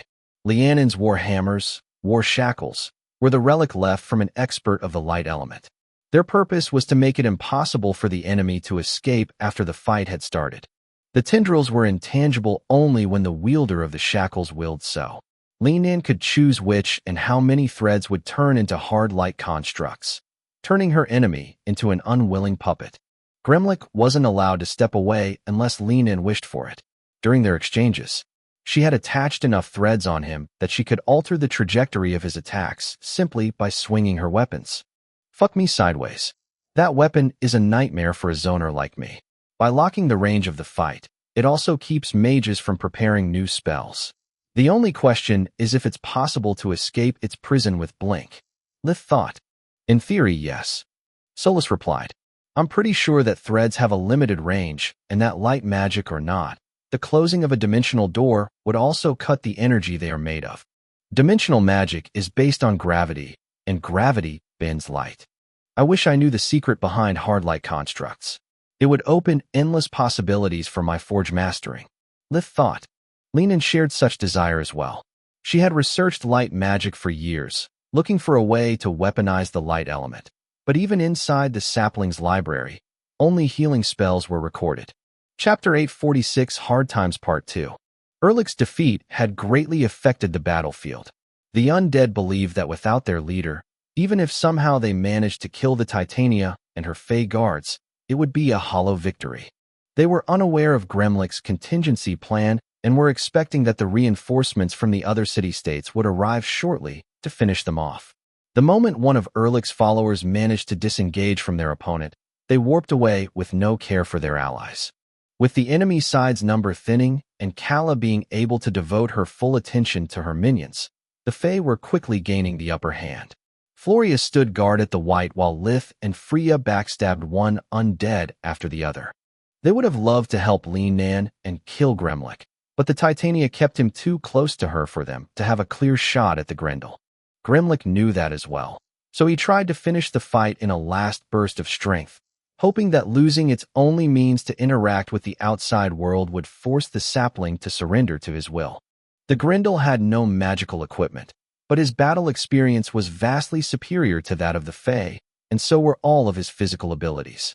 Also, he had fed upon the sapling multiple times, whereas Lin hadn't got a single opportunity to rest. Her fight with Erlich had drained her mana, which was the reason why she had opted for a match of pure strength. Every time the Grendel struck at her, she could feel her body snap under her protections. Gremlik was able to strike with the claws on both his hands and feet, biting whenever she came too close. His whole body was a weapon, forcing Lin to move her grip near the hammerheads to be able to swing them in time, now that Gremlik stuck so close to her that she could smell the stench of decay from his breath. She could feel her protections getting weaker. Her body's regenerative abilities soon wouldn't be able to keep up with the damage she kept sustaining, whereas each time her opponent bit off a chunk of her flesh, he regained part of his strength and health. Finish him, Lin yelled, throwing away her hammers with all the strength she had left while making every single golden thread turn tangible. Gremlik struck at her one last time, plunging his claws deep into her body and almost reaching the flower that was her core. Even after becoming an undead, he had kept a dryad's affinity with life that allowed their kin to always find their target's weak spot. It was the dryad's only real offensive talent besides magic. Despite his speed and the opponent being wide open, he could barely graze the flower before the threads sent him flying away. Lian's strength was so great that the hammers pierced deep into the wooden walls. The golden threads were so many that they formed a net that restricted Gremlik's movement. His claws and fangs ripped the energy threads as if they were made of silk, but it was still not fast enough. A barrage of spells rained upon him from every side, depleting the mana inside his body. Gremlik was forced to revert into his dryad form, since not even feeding off the wall provided him with enough energy to withstand the attack. What are you waiting for? Gremlik sent his thoughts to the sapling. Do you really think that anyone will trust you anymore? I'm your only hope. To make his argument even more compelling, Gremlik made the infection stop hurting the sapling, but didn't stop it spreading. If he really had to die, he didn't want to die alone. The sudden relief from pain gave the sapling enough clarity to probe Lian's weakened mind and discover her plans about getting rid of the sapling once the fight was over. The ancient plant folk cursed its bad luck and started to form a new contract with the Grendel. The runes appeared on Gremlick's arms and shoulders, just before his body completely turned into dust. Where the Grendel had been stuck until a second ago, now there was a giant hole that allowed to see the city outside. Everyone had cast their Tier 5 spells without caring for the sapling. The creature tried to talk with the Titania, but she broke their link by her own will, making the runes on her body disappear. The undead threat is over, Linan said in her communication amulet, speaking with the other Fey leaders. I need your help to evacuate the city and take the humans back home. After that, we have to take care of the sapling. A few days later, Larule's crisis was solved and the city-state was no more. The sapling had tried to explain its reason, but had met only deaf ears. Erlich's death while they were still linked had damaged its mind, while Gremlick's parasite had deeply affected its roots and compromised its body. Even if it decided to completely exit its slumber and run away, the other saplings would always be able to locate it, forcing it to spend the few years it had left on the run. Lith and the others could finally return home, spending the rest of their vacation home. Journey didn't manage to find Manohar, who only reappeared months later, once he was done with his project. Yet it didn't affect her career, nor it influenced Floria's trial. Purging the Night Court out of Other was still a huge success, something that had been considered a pipe dream for decades. The prisoners that Journey had taken and the documents she had recovered would give the kingdom a lot of work to do in the future, easing the pressure that the undead invasion from Giera was causing. The Magic Empress, Milea Janice, rejoiced of all that good news, yet wished she had a few of her own. The cure to Erlich's plague had still set a terrifying precedent, forcing the city-states to further isolate themselves and depriving the empire of the plant folks' reinforcements. The battle against Visa the Lich was at a stalemate. Both the Empress' patience and resources were growing thin while she searched for a way to end the conflict once and for all. Killing a goddamn lich is nigh impossible. Milea slammed her fists on the wooden table where her generals had just finished setting the maps and miniatures that represented the opposing army's numbers and positions. No matter how many times I defeat her, Visa always returns.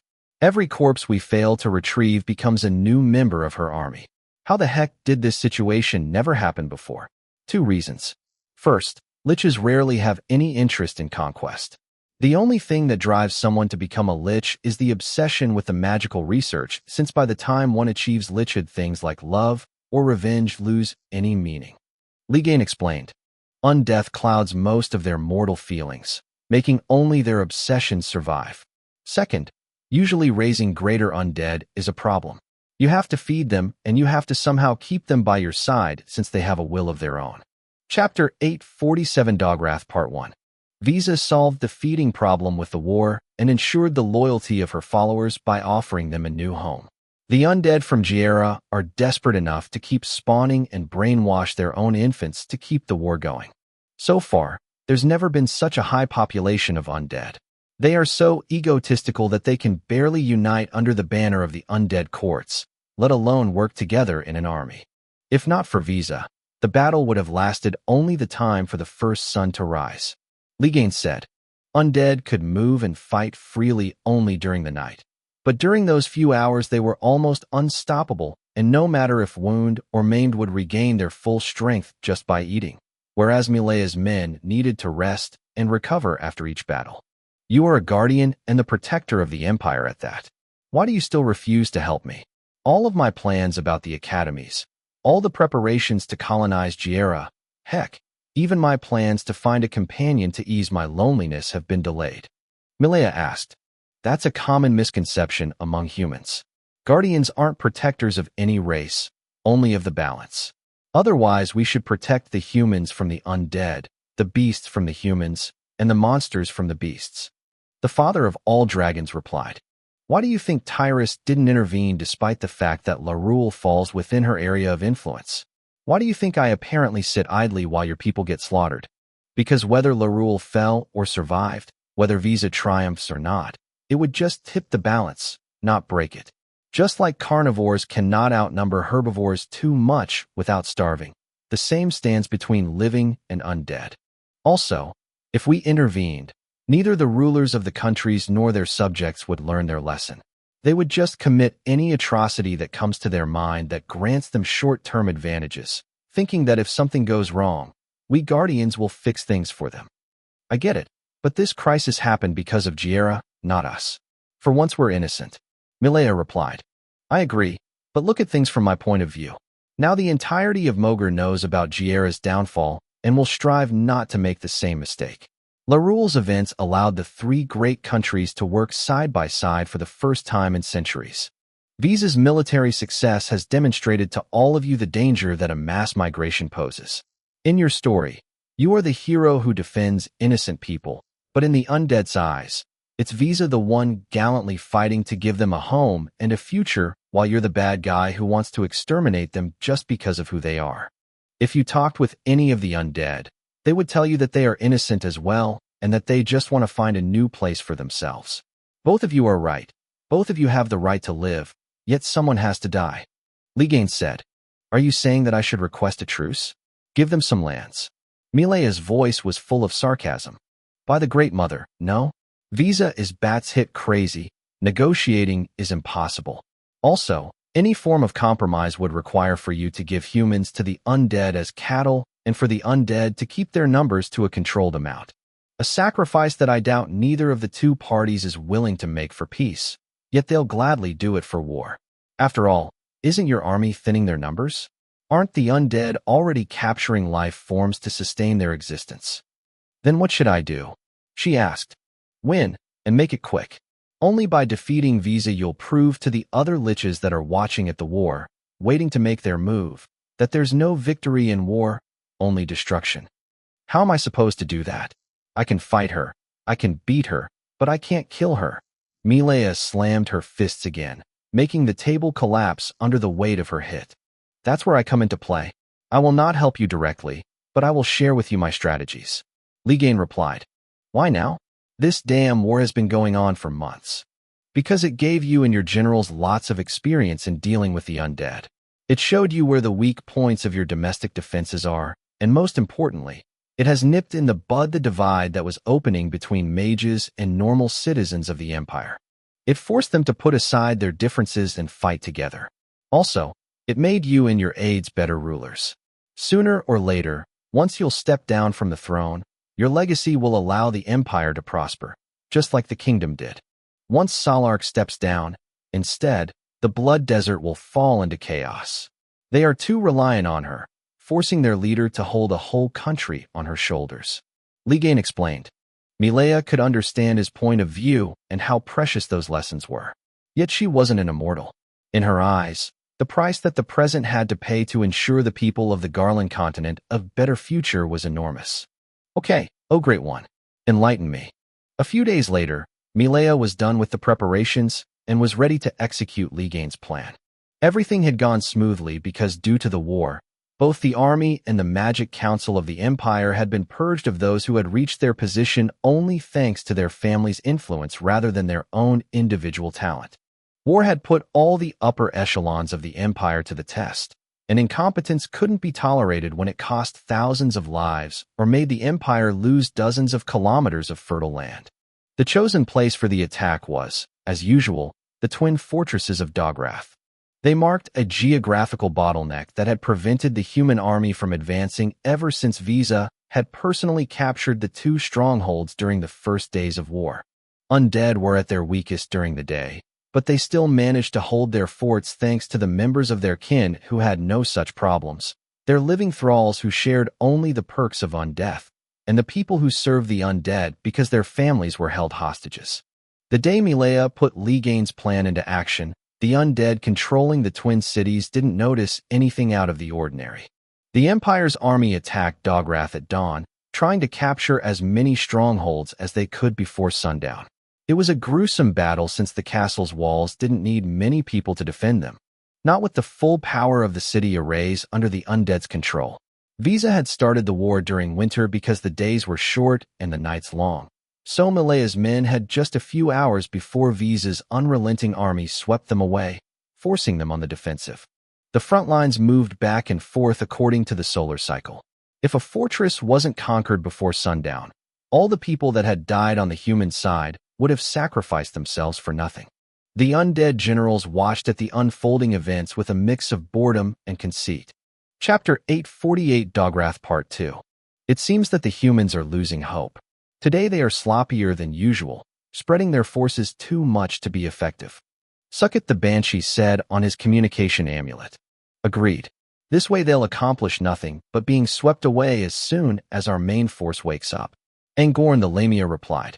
As time went by, the conceit disappeared from their voices, replaced by genuine worry.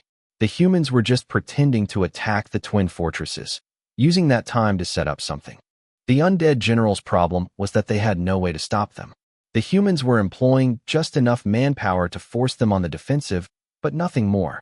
If the undead deactivated the dimensional arrays sealing the cities to move their troops, they would also open themselves to an invasion. The same would happen if they sent part of their main force outside. The few elite undead able to stay awake despite the sunlight would be slaughtered simply due to the enemy's numerical advantage. Undead grew more powerful with age, so even though they could increase their numbers quickly, the loss of a single elder was more severe than losing 1,000 newborns. To make matters worse, undead capable of moving during the day were rare, and those who had developed their skills to the point of not being too severely hampered by sunlight were even rarer. The humans worked relentlessly, completely surrounding the twin fortresses from all sides, building some sort of device too far away for any kind of spell to reach them. When night came, the Empire's army had completely retreated behind their border without even trying to hold the land reconquered by day. The generals had already reported everything to Visa, who easily understood what was going on. It's just as you suspect. The humans have laid a trap that's as obvious as it is ingenious, she said. Visa had left plenty of surveillance devices near all the nerve centers of her just-founded empire. She was younger than her generals, but compared to them, her knowledge of the mystical arts was boundless. While most undead had spent half their existence asleep and the other half searching for a meal or in pursuit of personal glory, she had devoted the last few centuries to the study of magic, without taking a single hour of rest. My surveillance devices allowed me to spy on the humans' workings. They have built several long-distance warping arrays. Visa's finger pointed at the four corners around each fortress. They were far away enough to not be affected by the city's arrays, but close enough to allow the reinforcements troops to coordinate with the Empire's army and perform a multi-pincered attack on Dogwrath. If we ignore the gates and fight as usual, the armies coming out of the dimensional tunnels will conquer the city, and our army will end up slaughtered. If we try to attack the arrays, instead, we'll offer our back to the enemy and split our forces too much for them to be effective. Have we lost months' worth of war in a single day? Angorn the Lamia asked. The old general clenched his fist in disbelief. Of course not. Visa sneered. This is a good trap, but there's a reason why no one uses this strategy anymore. First, to succeed, the Empress has to mobilize at least 2 armies worth of troops, which means leaving her own castles unprotected. Second, such gates can turn the tides of the battle both ways. If we manage to conquer and keep even just one of them active, we'll have a way to attack the Empire from the inside. At that point, all we have to do is to destroy their food supply and poison their water. The humans have chosen to try and gamble everything on this battle, but there's no reason for us to do the same. We'll fall for their trap, but only because we can exploit it to deal our enemies a much bigger blow than that they'll inflict upon us. Visa decided to play it safe. After all, time was on the undead side. The longer the war lasted, the more elite troops she would manage to raise while the humans' resources would start to dwindle. She had captured the Empire's most fertile lands first to make sure that the longer days of spring would mean nothing if the Empire's army had not enough food to sustain its soldiers for prolonged fights. Visa used her communication amulet to order an all-out attack on all battlefronts so that she could discover from where the Empress had diverted her troops. If I can exploit the sudden lack of manpower in a few key areas, then this war will last less than I planned. She grinned. Mileo wasn't the only one that could count on fresh reserve troops. The twin fortresses of Dogwrath were currently being flooded by all the battalions Visa could spare. The city arrays protected those inside the castle walls from the effects of the enemies and kept the gates open. It would allow Visa to mobilize her troops wherever she needed to or to make them retreat to safety in case things went south. The Lich had faced Milea too many times to underestimate the Empress again. Despite her youth, Milea had proven to be a fine strategist and a mage even more powerful than Visa herself. Gods below, how can someone so young have such powerful magic? My first act as a ruler will be to send killers to take out people like Balkir, Manohar, and Verhen. They are too dangerous to be left alive. Visa thought. Her losing streak against Milea had reminded her of how dangerous it was to let the competition flourish. It was a mistake that she wouldn't allow the undead to make again in the future. Visa used a powerful life-sensing array to check on the humans' movements. Their army was still hiding behind their trenches. There wasn't a single soul near Dograth, and the devices surrounding the fortresses were still inactive. On one hand, it made Visa happy, giving her all the time she needed to enact her countermeasures. On the other hand, it worried her. If Milea had chosen to attack as soon as the gates were ready, she would have flooded the battlefield and gained the initiative. Sure, the advantage wouldn't last long thanks to the city gates granting us a constant flow of reinforcements. To make matters worse for the humans, we only need to hole up behind the walls to render their offensive pointless. For some reason, Milea wants our respective armies to fight in the open. I must be careful and not move until I understand what her endgame is. Visa thought. A few hours passed, yet nothing happened. The Lich was worried, unable to start her attack until she had enough troops to deal with the multi-pincered attack. Visa's worst fear became true when the human device on the other side of Dograth opened. What scared the Lich was that the human troops weren't moving toward the fortress, but rushed past the natural bottleneck as if they had a dragon on their back. Damn, I misread the situation. The external gates aren't means of attack. The humans are using them to get behind our lines and attack where our defenses are at their weakest.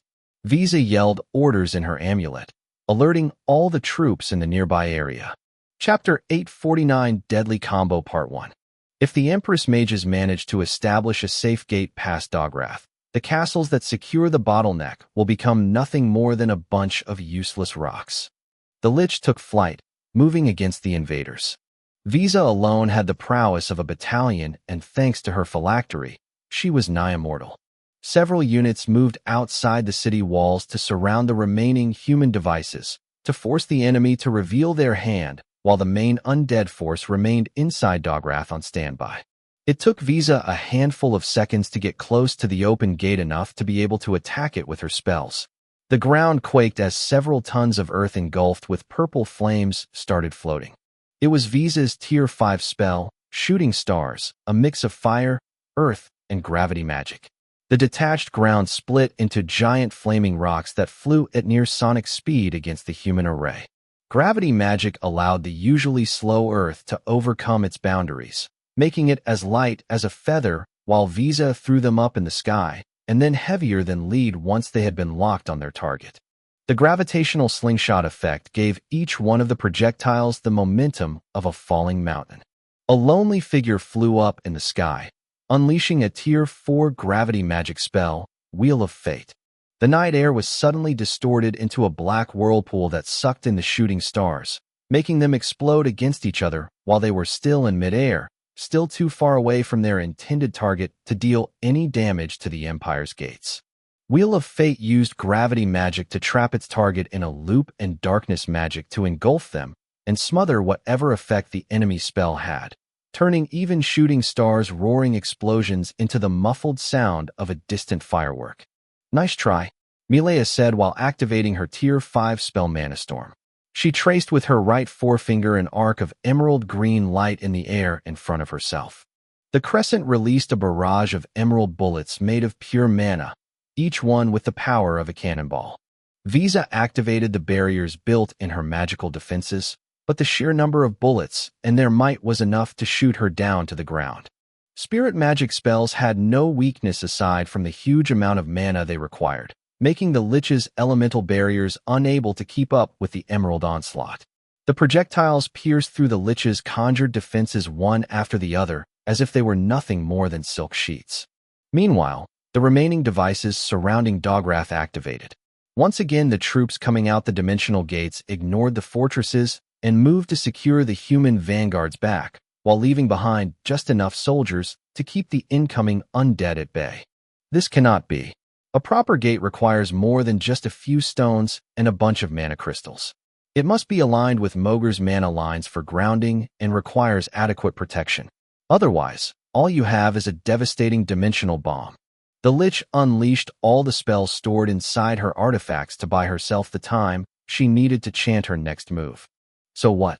It just means that in case we can't defend the conquered lands, I can make sure that the humans you keep as cattle will not have enough food to survive, and in turn your army will starve as well. Milea sneered. It pains me to sacrifice my people and my land, but in war, collateral damage is unavoidable. Visa had never hated awakened beings so much. They could weave their spells silently, had access to spirit magic, and seemed to have access to an infinite source of mana.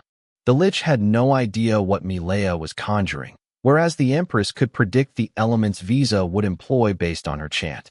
At the Lich's signal, the undead army came out of Dogwrath and of all the undead fortresses in the Empire, so to turn Milea's plan against her. Every soldier or mage she was employing for her gamble was missing from their original position, weakening the human battlefront somewhere else.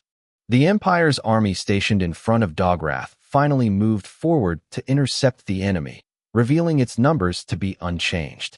Contrary to Visa's predictions, it was the undead who flooded the valley in front of the twin cities, moving fast and smoothly like a river, whereas the humans advanced at a slow pace.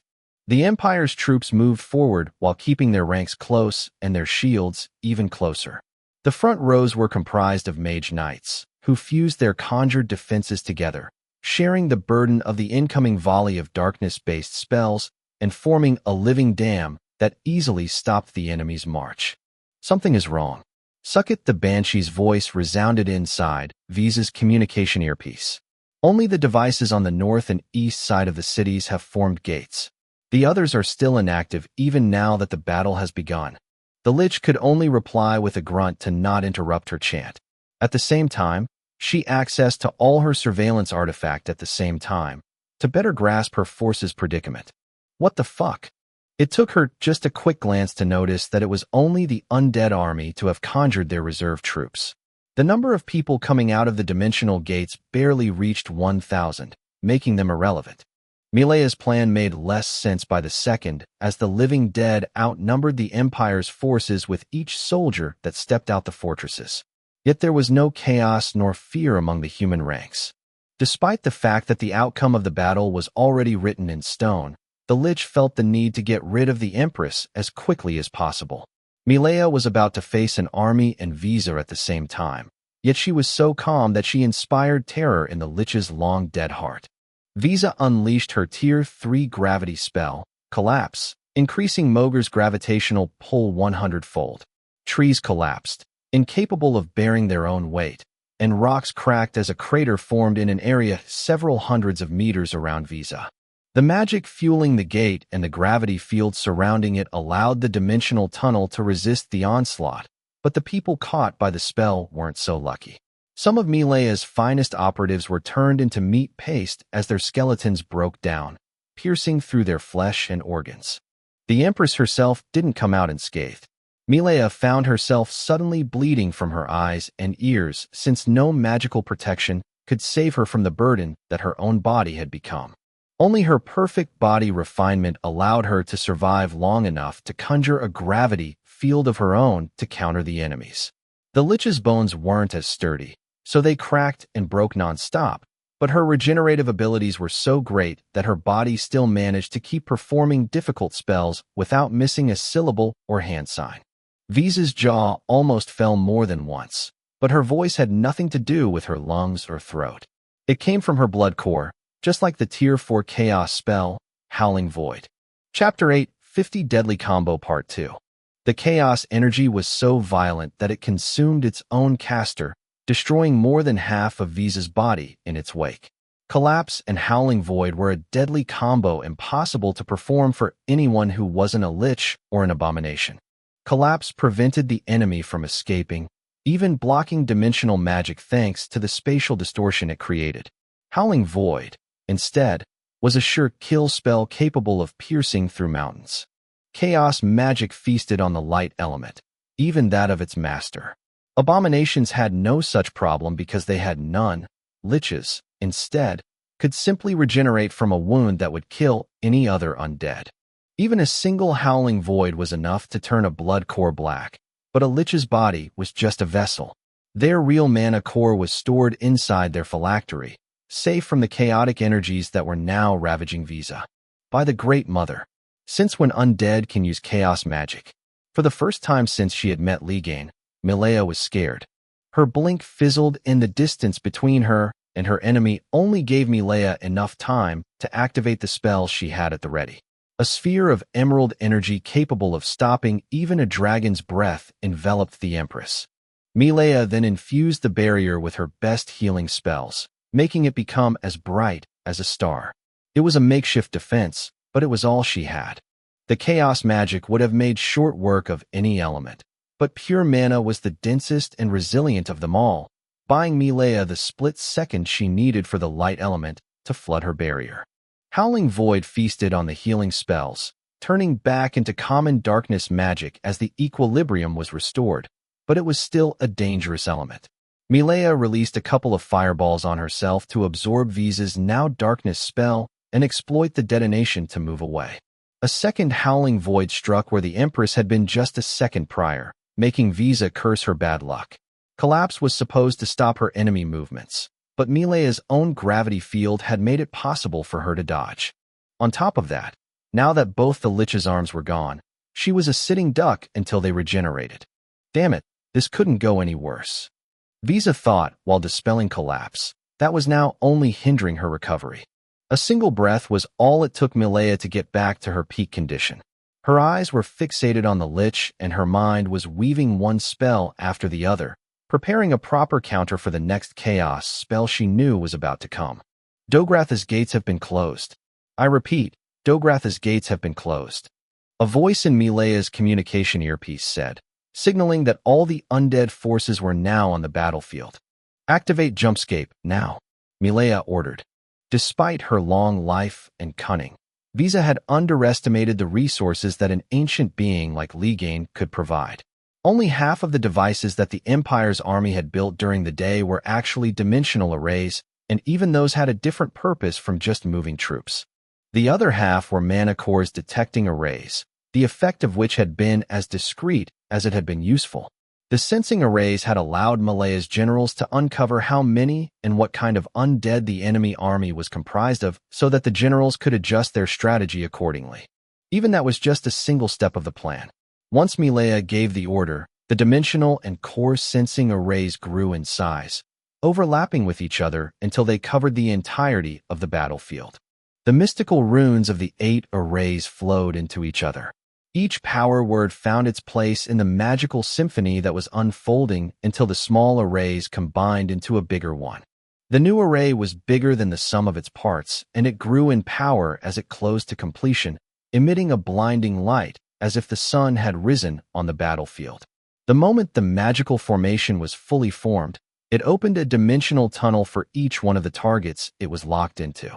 Before any of the undead could react to the sudden turn of events, every single undead unit outside the area of effective Dogwrath arrays was gated away, in the middle of one of the Empire's military camps. Not only they were in a plane that offered no shelter from the sun that would rise in a few hours, but they were also surrounded by all sides by troops armed to the teeth, who unleashed a volley of spells even before their enemies appeared. Undead knew no fear nor low morale, so they promptly reacted by adjusting their formation, and by doing so they triggered all the alchemical tools that had been buried below their feet. The human soldiers were protected by solid walls and trenches, whereas the undead were stuck on a minefield. Spells kept exploding from every side, below as well, mowing their numbers down by the second. Most undead soldiers died before they could even spot their enemy or shed a single drop of human blood. The human army never left their forts, unleashing spells and arrays from a safe distance. The slaughter lasted only a few minutes, yet it took out a huge number of Visa's elite troops, crippling her military force. The human army instead had not been warped and was now marching toward Dogwrath. The few enemy soldiers that had been lucky enough to not be caught by the warping field offered little resistance, and soon the Empire was sieging its lost fortresses that now had so little manpower to be barely functional. Visa couldn't believe her own mystical senses, yet no amount of disbelief could stop the despair flooding her mind. Before meeting the so-called Magic Empress, the Lich had never suffered defeat, not even when she was still alive. Yet that flimsy human had managed to destroy her vessel time and time again, until Visa had stopped believing she had a chance to best Milea in a one-on-one fight. Even after giving her all, even after resorting to a double-edged exotic magic like chaos, Visa couldn't keep herself from feeling helpless. Months of plans and preparations had been ruined in a single night. The empire she had fought so hard to establish was on the verge of collapsing. If Dograth fell, nothing would stop the humans' advance, especially since it was night time, the time when undead were supposed to be at their strongest. Once the sun would soar the sky, the twin fortresses would be lost, and with them all the neighboring lands. Visa needed time to recover from the huge blow the sudden loss of so many powerful undead caused to her army, but she was sure that Milea wouldn't give her any. Why hasn't she warped the both of us as well? The Lich thought while she cast her most powerful spells as fast as she could.